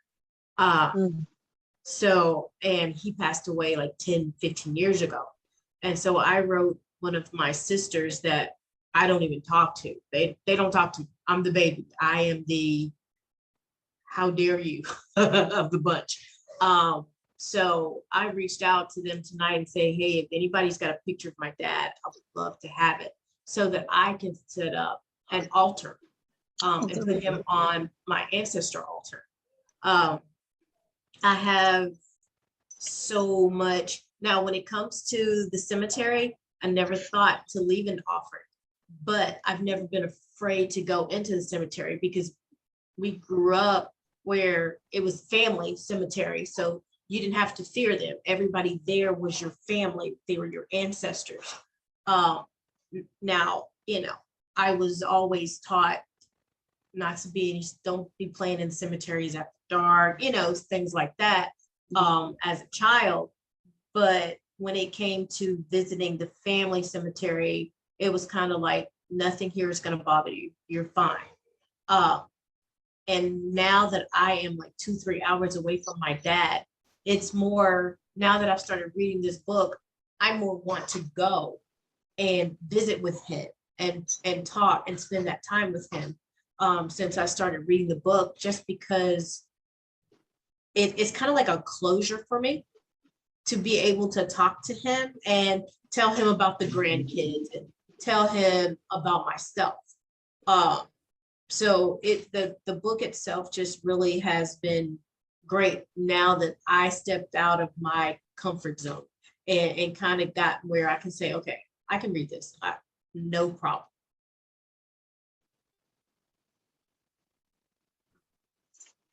Yeah, I feel like similarly to some people here, I've also been like, I have also heard it's a closed practice in some ways. So trying to be careful about learning and using stuff, but it's been interesting kind of thinking about the connections it has to like so many other practices. And one thing that I really liked reading about was the idea of containment, and how, yeah, there's like sachets in all sorts of different traditions, and just I've never heard it put in those terms where like you're containing these items together so that they can like build on each other's energy and like become one and become more powerful in that way. So yeah, it's just been really cool to learn about stuff like that and just like how interconnected everything, like a lot of magic is. Yeah, I absolutely agree. Yeah, I definitely feel like, at least so far, everything that I have read is something that it doesn't feel completely foreign, because you see these things in other traditions as well. And I think that has a lot to do with the fact that so much, I mean, we all come from Africa. Like Stephanie Rose Bird says in the introduction, she said at the end of the day, we all come from Africa. So it's not that surprising to look at practices from Asia, from Europe, from America, from the Caribbean, and see all these common themes, because they all have a shared origin. It's just a matter of time and how much things were changed as they moved across the world, generation to generation. So I understand why Hoodoo is so appealing to a lot of people, because it does kind of bring together a lot of things that you maybe have seen before but didn't really understand like where they came from or why. Like that's how I feel about the mojo bag, where I'm like, I made plenty of mojo bags. Wiccans make mojo bags all the time, and I've made them, a bunch of different ways, but never really focusing on the African origins and the traditions that that kind of explain like why the mojo bag is effective. And like Kristen said, I never really thought of it as like, my mojo bag feels like a person. Like it feels like its own person, because it's almost like I built a person, bones and skin and blood and a head and arms, and like I built it with all of the things that I put inside. And now, just like a kid, I'm feeding it regularly, and so it's alive. And I never really connected with mojo bags like that before. It was just like, these are some herbs that are good for attraction, or these are some herbs that are good for love, and these are some crystals that are good for love, and so we just put them together, and this thing is for love. And what was missing for me was that, like, really treating it like it is its own entity made up of these individual items. So I think she did a really good job of explaining that. Yeah, I agree. I have a random tip for you guys. I was just flipping through and I saw my notes. I was like, oh yeah, I meant to say this. On page 90, there is a section on candle care. And I really like this section because instead of the usual stuff where, you know, people talk about like what to use candles for and color correspondence, and she talks about that in other parts. This is really just like a list of like what to do when your candle is like fucking up, you know, when it's not burning right or it doesn't fit in something or whatever. And I thought that was really useful because that's the type of stuff that like you usually learn through trial and error, you know, lighting lots of different candles and having them go wrong and then learning from there. At the bottom, number 5, she said, when wax spills onto your altar cloths, put them into the freezer overnight. It's a good tip because it will harden and then you can just pick it off of the cloth. But it made me think of my real baby witching days. I still consider myself a baby witch, y'all, after 20 years. So just know that. Just know that if you feel like one day I'm not going to be a baby witch, I don't know if there's ever a day. So I still consider myself a baby witch, but when I was actually a baby and I was like 12, 13 years old, witching in my bedroom, my altar, some of you guys have kind of heard this, but I couldn't have an altar. My mom was Christian and my candles were demonic and Satan worship and all that stuff. So I had to hide all my stuff. So my altar was it was a sarong is what it was, but it just a big cloth that I would tie up and I would hide it under my bed. And then I would pull it out and I would lay the cloth out on the floor and put everything and, you know. But the problem is I was on a rug. So it wasn't a very stable base. And my candles had a tendency to fall over and stuff like that. If she would have just let me have an altar, it would have been a lot safer. I could have shut the house down so many times, sneaking around and witching. But anyway, I digress. One day, one of my candles tipped over and spilled wax all over the rug. Not my altar cloth, the rug, and it was a black candle. Don't ask me what I was doing with black candle, but it was a black candle. And it spilled all over my mother's blue paisley. And this is like one of them old school Oriental, cost a few $100s just for one type rugs, you know, because this was back in the day. All her stuff was good quality stuff. And I was like, oh my God, this is it. I'm dead. What am I going to do? And luckily I saw on like an old witch blog back when they had those like little moon dust pages. It would be just one page with sparkly stars. Some of y'all might know about those, but these old pages before there was Google, when we still had Ask Jeeves and things like that, there was a witch's blog and there was a tip on it that said if you spill wax on fabric, like the rug, I can't put it in the freezer. So what was I going to do? Take a tea towel or some type of a towel, put it down, and then take an iron and iron the wax spot and melt it down. So it's basically the same science, but in the reverse. Instead of freezing it so you can pick it off, melt it back down so that you can dab it up. So I was able to melt it down and dab up. I didn't get all of it out, but it was enough that she never noticed. Your mom would have been like, Satan came for my rug. A black candle spot in the middle of the rug on the floor. I mean, I would have been dragged to church, the prayers. I would have been rebaptized. I mean, my goodness, I can't imagine when she saw that, like, oh, she opened a portal in the floor. So I was like, I have to clean this up. So thankfully I found that. So if you have fabric that you can't put in the freezer, try the iron trick and melt the wax off of it. I have a question. When I very first built my altar, and the very first time, not very first time, but I remember I think I was on my way to sleep or something, and I had a candle on there, and it was burnt almost like halfway down. It wasn't all the way completely out. You know, the glass votive candles that you can get at the dollar store.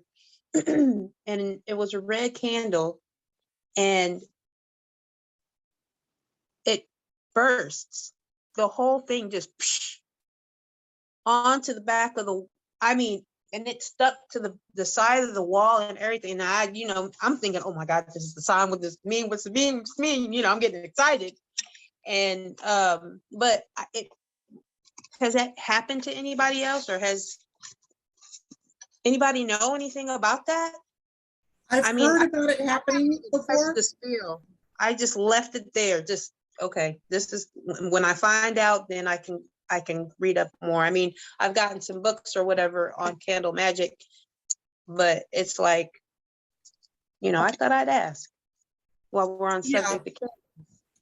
I haven't had it happen to me personally, but I've heard of it happening before, and it's generally a sign of bad juju coming at you, is what I have been told. So. Well, I had just moved into this apartment, and I shared, I'm a live-in where I work. So I share it with many different, and before I even started building my altar or anything, I used to see spirits walking through a wall, or, you know, things like that. There was a church across the street, and, you know, and so I knew my spirit was telling me when I moved into this apartment, I was like, look, we're going to have to spiritually clean the heck out of this apartment, because there was some bad energy that was living here before, you know, and I knew I needed to, and I wondered if maybe that was it. Thank you for that, because I wonder if that's exactly what it was. The fact that it was, you know. Could be, could very well be. I would say probably. Yeah, yeah. Because I know I've heard of it sparking and spitting, and that the power is very much there, and it's being let known that it is working in your favor. Now, that's what I read in one of my candle magic book.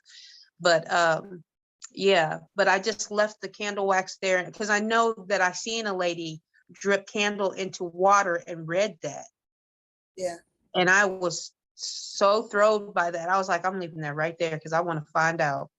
So I just left it there. You dress the candle with anything or put any herbs or anything on it? You know what? I did. I had dressed it with spirit guide oil and my zodiac sign oil, Libra oil, that I had got at our local metaphysical store here. Okay. And so I want to, obviously not having seen the work or anything like that and not having done it with you, I wouldn't know what to say. Oh yeah, Josie is recommending Yale Botanica, Elemi. Elemi's videos are amazing. Okay. She owns Botanica in Jersey, I think she's located, and she has an amazing YouTube that goes over a lot of stuff, and she does have several videos on candles. Okay. But I'm gonna give you some practical magic tips. Okay. You don't want to dress your candles with the oils from the Botanica. Okay. More often than not, the Botanica oils have alcohol in them and are made with synthetic oils, which are highly flammable. Oh. Yeah. So you live and you learn. Yeah. So I've had people DM me, my candle exploded, what happened? And then I see that they have like, you know, a whole pile of salad on top with herbs. Like, so a couple of things to keep in mind when you're dressing your candles with herbs, make sure that they are completely dry to the point where you can make them into powder. And if you can make them into powder, even better. The larger the chunks of herbs and the fresher they are, the more water might still be in them, and water is going to superheat under fire. So it is going to cook those herbs rather than burning them off. So you want super dry herbs. And oils, you want them to be made with food grade herbs that are non-flammable.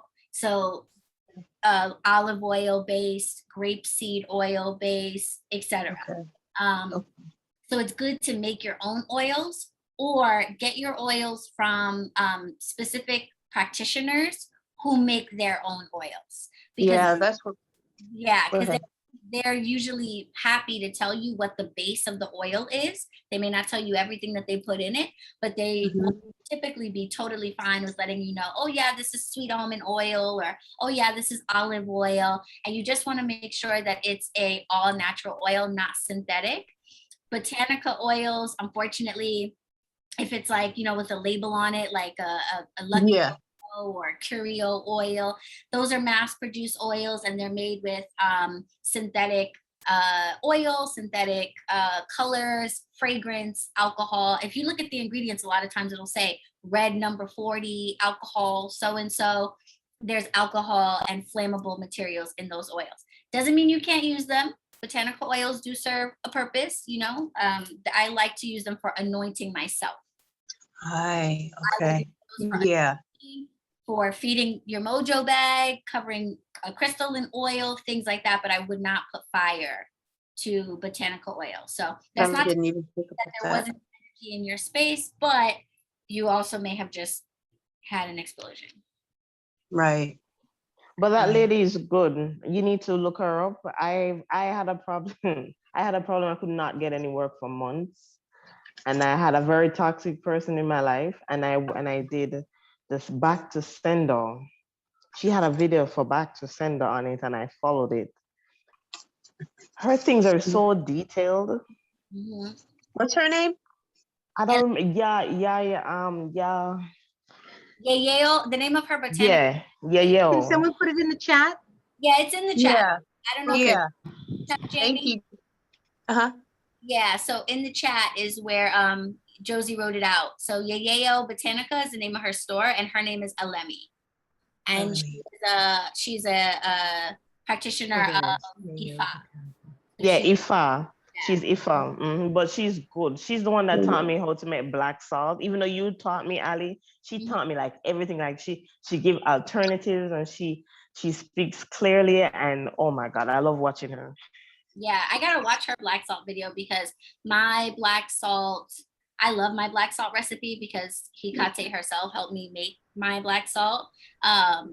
I plan to eventually make it available to people because like it's very, very effective. But black salt is something that I associate with like European occult practices. I've always, you know, Wiccans make black salt. We use it a lot. We keep it on our altars along with our regular salt. I have actually never seen anybody of like African traditions talking about black salt for protection. So I want to check out her video. Well, I appreciate the recommendations. I really do. And the note. Oh, what could happen? And then Ali gave on when she used to be on Instagram all the time. You put up a thing that you went to a Botanica in the Bronx, and I went there. When I say they had everything, I was like in heaven. I went there with $50 and I nearly spent $100. I'm like, I'm coming out. Get out of here. I remember the name. I even follow them on Instagram. San Elias, is it the one on underneath the train on like 109th Street? Yes. San Elias. That the reason I like their store is because there's other big Botanicas in the Bronx, like Original Products up near Fordham on Webster Avenue is another good one. I like them, but I don't really like them. Yeah, well, but San Elias, they make it like a store experience. You know what I mean? So they really have like walls of stuff as opposed to just like 2 or 3 things to choose from. They have like every cologne, they have like every candle, they have a lot of stuff. And then they have lots of statues too, which is useful if you're trying to build an altar and you're working with. Now, the thing that I hope for BronxWitch Bodega, when it becomes a retail location, is to fill the spot that the Botanicas don't have, because they focus on the African and Caribbean diasporic practices, which is fantastic and amazing and great. But if you want to buy a tarot deck or pendulums or, you know, a cauldron or things like that, they don't really have a lot of like general occult stuff, and they definitely don't have anything that's European or Asian or anything like that. So BronxWitch Bodega will have the other stuff, but they have pretty much everything. So certainly if you want to practice an ATR, they'll have like the candles and all that good stuff. And they also don't have a lot of conjure stuff. They don't have a lot of hoodoo stuff. You know what I mean? So like, you're not going to find lodestones and things like that necessarily with them. So that's something I feel like the Bronx could use, is like conjure shops. Mm. I'm all the way in Illinois, y'all. I can't even get to a real bodega somewhere. Now, I'm sure they have them though, because like you'd be I'm surprised. thinking St. Louis, Missouri, but I just gotta find my way. Yeah. Well, I mean, you might need to start one because you already got the lightning wood. And Oh, I want to so bad. I want to start one so bad. When I hear you talk, like I'm like, man, I have dream ideas, but there is a young lady universal. on Instagram. Her name is Trishonna, TRISHONNA. I'm gonna write her name. I think this is her Instagram is just at Trishonna, I think. She started an ice cream shop called Mixins. And within 1 year, 6 figures, opening up a second location and a food truck. No experience in ice cream. Is that like, is it Korean where they do the scrape ice cream? They like lay it out on an anti-griddle and it freezes really fast, and then they scrape it and roll it up. I think it's either from Thailand or something like that. She has no education in that whatsoever, but she learned how to put together her business plan, find vendors, and find investors. So just a random business tip, like so many of us are in places where there aren't conjure shops, there aren't occult shops, there aren't a lot of places to go to. I'm blessed being in New York, but even in New York, they don't necessarily have like Southern stuff. They don't have the conjure stuff. They don't have a lot of voodoo stuff. So start shops because there's so many witches out there that would rather shop local than having to hop on Amazon or hop on Etsy or something from across the country. And you can find microloans, you can find investors, and you could start a conjure shop without spending any of your own money. You do it, girl, do it. There's so many people, like you said, that you don't even realize. Like when I wear my stuff to my son's doctor's appointment, and his doctor would be like, oh, I like that. And I'm asking, you know what this is? And then she would give me a look. She'd give me a look, and then I would look back at her, and then you wouldn't even know they're in so many places. There's witches hidden everywhere, and more every day, because you know it's becoming trendy, it's becoming more well known. So there are people who get into it because it's cute and they kind of fall off, and then there are people who are serious, and they're the ones that really need suppliers, and they'll be your suppliers for life because this is life for them. It's not just like fun and games. You know, they're gonna always need their lightning wood. They're gonna always need to re-up on this oil or that thing. So check her out. She has a course on how to start a brick and mortar business, and just follow her lives for a while, because she does this thing where she puts it on sale all the time. So don't just go and buy it. Follow her lives. Check her out when she goes live, because when she goes live, she tends to put the course on sale. So she'll be like, all right, guys, while I'm live, you know, it's just $35 or something. I got her whole business course for $35. Wow. So yes, and I've only looked at some of it, but when I am ready to go to the next step of having a retail spot, I'm going to be watching the whole course, putting together a business plan, and hopefully not having to use any of my own money to open up the shop using her instructions. So check her out, and you know what? You open the shopping account. I want to, because the people that own, they're nice people, but it's just has come more commercial, if you will, than spiritual.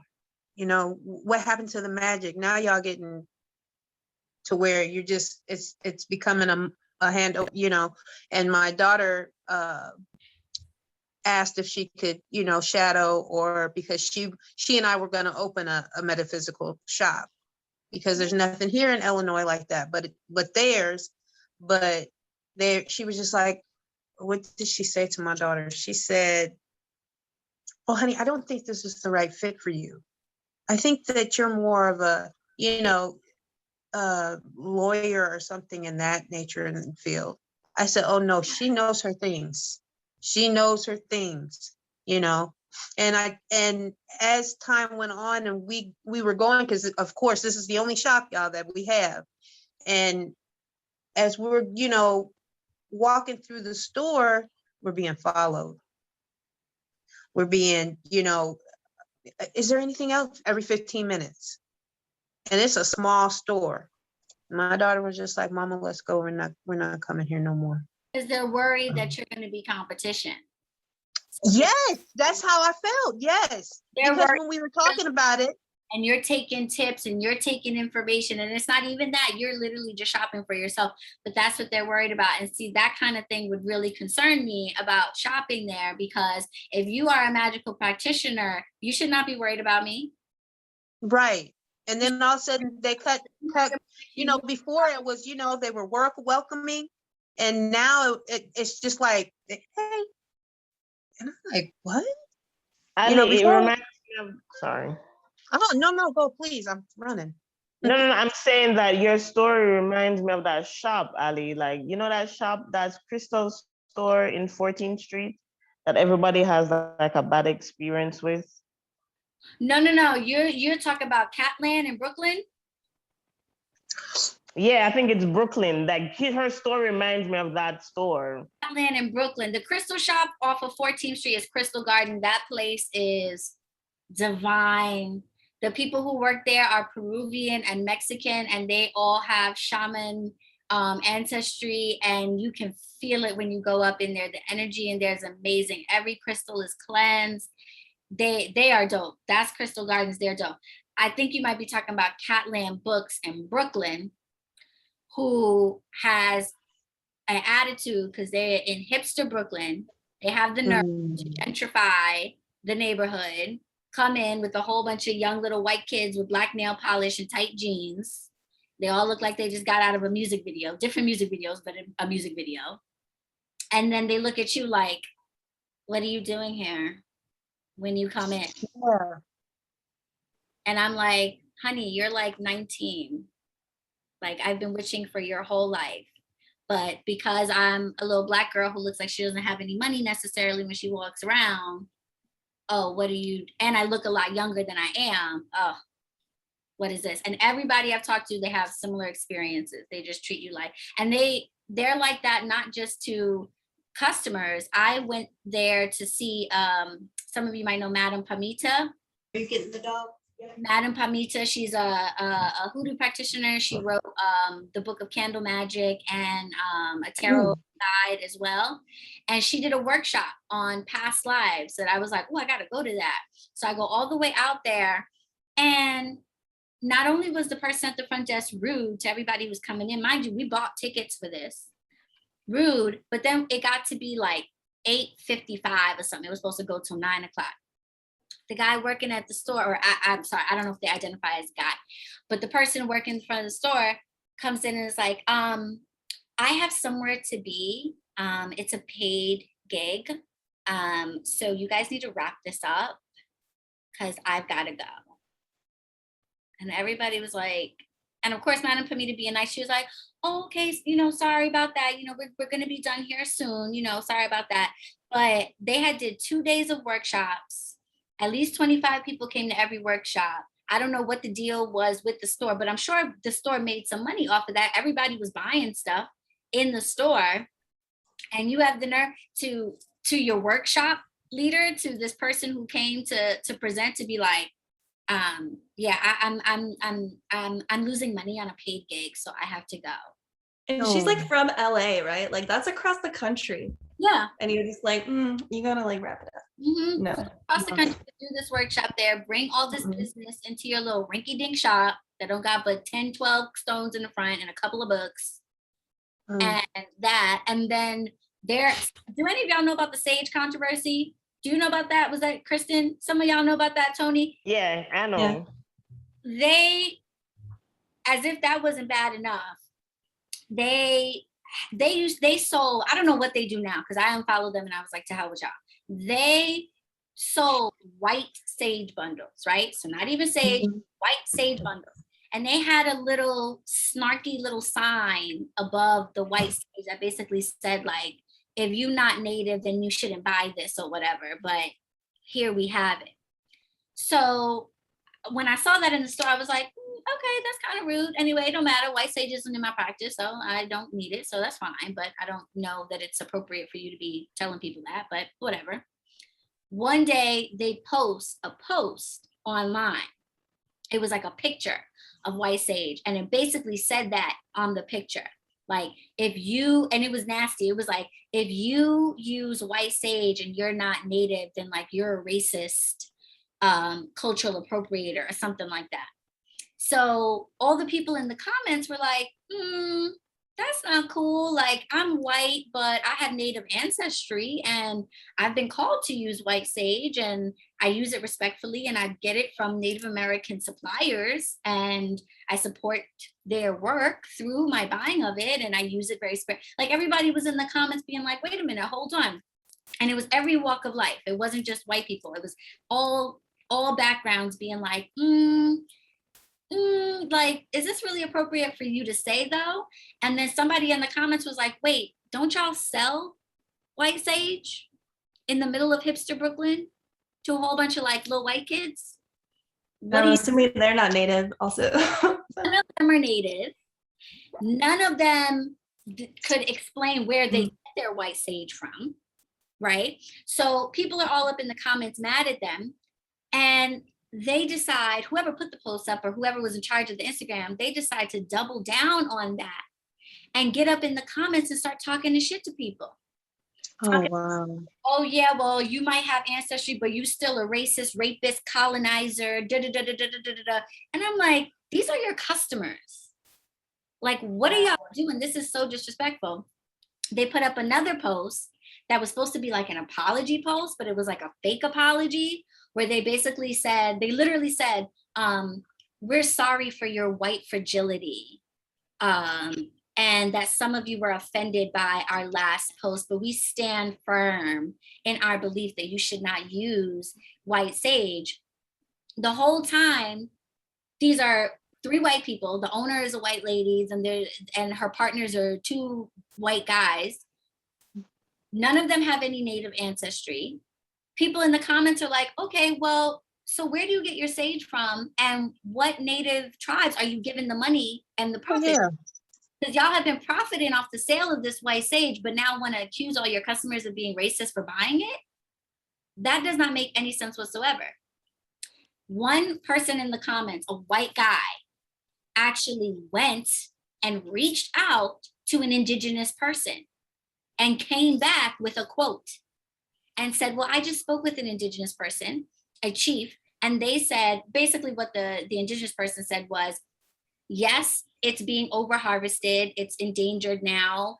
Yes, it's very disrespectful to just use it if you have no reason to. But at the end of the day, if you're not one of the native tribes that uses white sage, which are pretty much just the tribes from the Southwest of America, you ain't even using it right anyway. So we're not really worried about it because you're not doing what we do anyway. Like we call it smudging. They don't call what we do smudging. Smudging is a whole ceremony that you would not know how to do if you are not native. So at least his opinion was, we don't even take it that serious that other people use it. What we have a problem with is the over harvesting of it and the fact that it's about to be endangered and that people just, burn it everywhere and don't have any respect for it. At no point did the shop reach out to anybody indigenous to ask what their view is. And the last post that they put up, they decided finally to take down the first post. And then they put up another post that said, we're looking into finding a reservation or tribe that we can donate some of the profits. We're looking into it. And I got in the comments and I said, this sounds like white folk trying to prove to other white folk that they're woke. Because they obviously don't actually care about indigenous people because they had no problem selling it and profiting off of it for the however many years that they've been open. Once I saw that, I was like, I'm done. You treat me like crap when I come there. You're disrespectful to the presenters who come there. And now you're over here calling everybody racist while y'all are culturally appropriating. Bye. Just on the note of smudging, my first cousin in Newfoundland is running for vice chief of our tribe. And she goes around and gives out instructions, smudging kits to Indigenous children that have been, whiteicized, I guess is what you call it, and teaching them their culture. And she goes out and she gives these kids these kits, she gives instructions, and now she's running for chair chief. That's good. Yeah. I hope she gets it. Me too. Like, We've just connected, so it's nice to cheer her on and support her. And right. And most of us don't have those instructions, so we're not even doing the same thing. So I'm gonna sit here and say that we're racist for buying the product that you make available and that you sit there and profit off of. I was just blown away by that. I was like, I can't support that shop. So I will have a shop in the Bronx that is better. Right. Treats everybody kindly and doesn't accuse people of ridiculous stuff. Interesting enough, after I share this story and hearing what you just added in, we hadn't been there for months, and we were just, the other stores are just, like I said, they're in Missouri. I'm in Illinois, so we would have to travel way out. But driving by the store one day, I look in, see what they got up this time. They have a big old sign that says, "We're not racist." What? Why you got that? You're supposed to be open to everybody, but why are you doing that? This is supposed to be a spiritual, metaphysical shop. And you're going to put a sign that says, "We're not racist"? What is that? Why would you even have to say that? Why? Yes. Yeah, it sounds like maybe you show us. So you're just like, I'm going to say this because I don't show this. But when somebody does that, that means they're racist. That means, really? Right. If you need to wear it on a shirt or put it on a bumper sticker, that means plus we're not so sure. That's kind of how I felt when I saw that. I was like, and then going in there one day, just wanted to pick up some crystals, it's close. This is what I got to work with. That's when it was just short. Everybody was just so short with me all of a sudden. Before, "Oh, hey, Jamie, how are you? Hey, we haven't seen you in a while. Where you been at?" And it was also welcoming. And then when we started talking about opening our own shop and, this, that, and the other, we're being followed, we're being, for people. And it was just like, what is going on? This is so changed. And then all of a sudden, when Ali was just like, "Mama, no, we're not coming back here," and I was like, okay, all right, Then all of a sudden, here's the sign up in the store window. "We're not racist." Why did you put that up there? Right. Well, the fact that they're threatened by you means that even with no shop, no business plan, nothing planned, they're already worried about you. Yeah. So know that you're going to do well. Yeah. So I say, go for it. Go for it. Yeah. All right. Absolutely. So we have run a little bit late. Oh, Shonda, were you about to say something, honey? Well, I wanted to say I did reach out. I just heard back from my sister, and she says she's going to send me some pictures of my dad. Yay. So yeah, she just asked for my address. And I also want to say, Allie, I hear you. I'm listening to some of the stuff that you're saying. And my daughter, who is 15, full 14. So she came to me and she's like, "I want to learn what you're doing." And so we have been kind of watching your videos. And I've been helping her set up an altar and getting some things for her. And I told her, I says, just as long as you show respect. So I'm trying to also make sure she understands the respect. This is not a game. It's not something that you're just doing to say you're doing it to your friends. And my other daughter is like, well, I want to go to church. And I told her, I says, I got you. If you want to go to church, whatever you guys want, I will support you. Because I don't want her to think just because your sister and I are doing this, you have to do it too. So I told her, I says, if you want to go to church, you find a church here you want to go to, I will make sure you get there every Sunday. So it's kind of like we're watching and we're listening. And she says she felt this way, and she's felt this way for a long time, but she was afraid to come to me and tell me because she knows grandma is a pastor. My mom's a minister. And she says she thought that I would be the same way grandma would be. And I told her, I said, no, I got you. I said, I feel that way too. So it's kind of funny that both of us are having the same feeling going down this path. So I said, we'll go down it together. Yay. That's amazing. That is great. I think that's amazing. And I shout out to you because my mom was not open like that. And I think that, the fact that you are respecting what your children are called to and not forcing them into any path is just wonderful. And I pray that more parents begin to understand that, a spiritual path is personal. And just like what your kid wants to wear or how they want to color their hair or anything like that, these things should be respected too. And there should not be fear around, your kid going down a spiritual path that's different from yours. It might be an opportunity for you to learn something or have a great experience, So shout out to you. That's like dope mom stuff. Yeah. Can I get your opinion on something real quick? Yeah. Okay. My best friend, I've known her for over 20 years. She's Hispanic.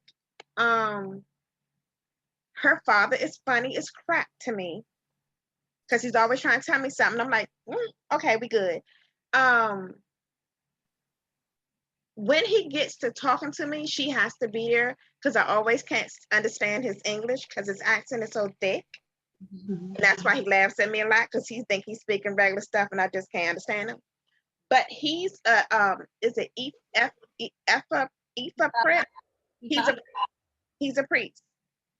And it's already been where he's read her friends and could see things. Before I even, because I just started this path within this last year. I've always believed in I believed in him. I believed, okay, this is y'all religion, this is what y'all do. I believed in it. And I'm like, okay, but I don't know anything about it. I'm gonna leave it alone, never disrespect it. He's always tried to get me to come for a reading. I'm like, you know what? You're my best friend's father. And there's certain things you don't need to know how crazy I am. So we're gonna leave that alone, okay? But now that he knows that I'm in this, he will have her send me texts, like a text of a list of people, a list of deities that I have to research. And anytime he catch me on the phone with her, he'll ask me about her, even though I don't understand what he's saying. He wants me to come over for a reading so he can tell me where my head is. I believe him. I have all the faith in him. He's just my best friend's father. And I'm literally like, if you really know who I am, you might not want your daughter around me because I'm a little crazy. Like, it's even been when I was worried about a boyfriend. My boyfriend worked at his building for a couple of days, went up and introduced himself. Through the grapevine of his daughter, I got the message. They can work out, but she has too much to deal with him. 6 months, I ain't got time for you. I ain't got time to raise somebody else's child. And he was wrong, because everything that he said about him, it came true. But if you patient, he'll work out. Guess who ain't patient? So, but it's like, if you was me, would you go to him and let him do a reading? Yes. Absolutely. He probably already knows, like spirit probably tell him already. Yeah. Because he's always saying, just come by the house. And I'm like, yeah, no, I'm good. Yeah. No, go. trying to give you a reading to tell you who your head Alysha is. I've never had Or one your of guardian. these things, Mhm. but I don't think it's like, when you come to me for a reading about a relationship or, something that you did that you're not sure about or something like that. I don't necessarily know if you get into like personal details like that in that type of a reading. Well, It sounds more like what he's trying to do is to help you narrow your focus and yeah. know where you're being called to go. So you Mhm. don't have to do so much. Like my reading, that's what it is. When they say you want to find out where your head is at, that was what my reading was. So I don't know what's the similarity between them and because he's in Obatala, the one that I went to. So I don't know what's the similarity, but he asked like 6 different or 7 different questions. And he told me everything, and then he told me which one is best for me. So it's probably Right. that's what he's going to do. See if your foundation is good and if you're going the right path and what you need to fix, and then go forward. Because I talked to my girl- best friend and she told me what has happened with her and who all her people are. And the reason why I tell you I completely trust him, years ago when my son decided to walk out my house, I called her panicking because I'm running around trying to figure out where he's at. She was like, all right, let me call you back in 5 minutes.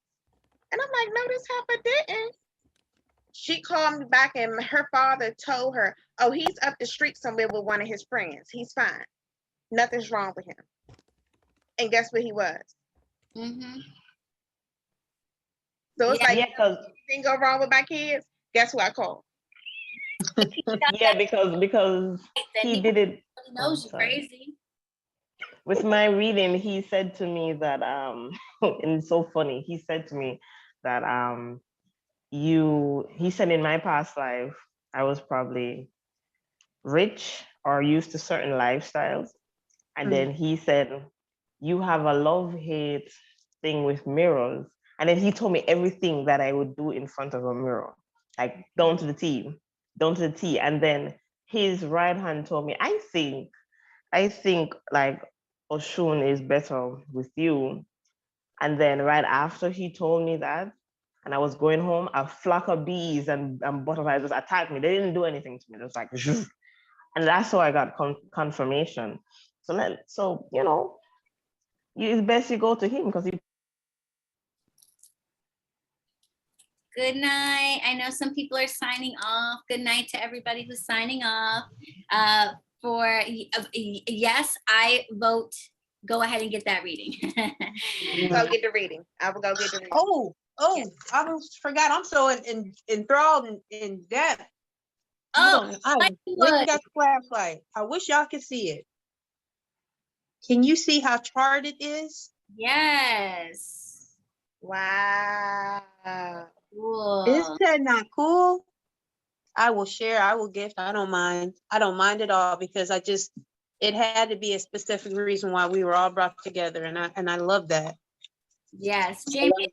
And I got my water. I just got a little bit. Or your email address or your Instagram handle into the chat now. That would be great for signing off. So if you could drop your stuff in there now, so people can see it, just type it right into the chat. I don't know if you have access to the chat. That's just on your YouTube, right? No. I mean, right here on the Zoom. If you look down at the bottom of your screen, there should be a button that says chat. It looks like a talk bubble. Okay, hold on. I see record. Oh no, we get. Okay, wait. Okay, I'm back.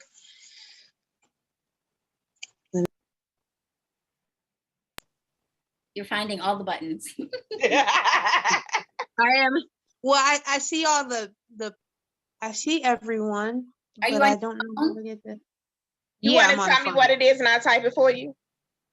Yeah. It's Edwards, EDWARDS, Jamie, JAMIE, the number 2 @gmail.com. edwardsjamie2@gmail.com. Yep. And Irene is dropping that in the chat for everybody. Thank you Thank you, Irene. for making yourself available, Jamie. I'm sure you'll be getting very many emails about a piece of that liquid for sure. Most definitely. Most definitely. It's getting late. We've run over time, but I think that's because everybody was just having a really good time and enjoying themselves. And we miss you. Yeah, and I miss you guys too. It's so good to see you guys. And if you need to peace out while we close out, that's totally fine. I'm just going to just quickly close us out with a prayer, just to say thanks. First and foremost, good night to everyone who is peacing out.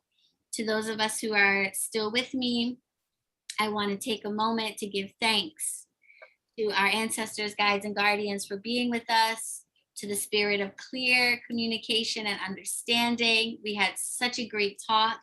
We talked so much about this book, really enjoying ourselves. And I'm just so grateful for all the spirits that were with us while we came together in this community. And I give thanks to each and every person who took time to be here with us tonight, sending everyone off with lots of love and light. So mote it be. So mote it be. Thank you, guys. So for those of you who maybe don't know, October, we will go ahead and continue with the second half of the book. At the beginning of October, there will be poll questions put in the community tab for us to vote. We will have votes on the next book. So get excited. We'll start a new book in November. So at the beginning, like the first week or so, that's your recommendation. For the first week or so, we have voting, and then usually by the middle of the month I like to post what the book for the next session is going to be, so people have enough time to get it. And I usually make it available through my Amazon storefront just to make it easy for folks as well. So be on the lookout for posts about the polls. We'll also vote on the dates and times for the October support group and the October book club. So just keep an eye on the community tab on YouTube over the next couple weeks, and stay tuned for more information about the office and the GoFundMe to help get it up and running. And I pray to be open by November, and then it's time for y'all to come visit. So we got to make some, some trips, you know what I'm saying? Might have to have the Midwest delegation drive out and the West Coast delegation drive out and pick people up along the way, because I would love to have you guys come and bless the new space for witching in the Bronx. So stay tuned to all that good stuff. And thank you guys for being here. Thank you. It was so good to meet everybody. Yes. Thank you so much. Nice to meet you too, Jamie. Nice to meet everyone. You guys have a great night, and I'll be talking to all of you soon. All right. Hey, guys. Good night. Good night. Good night.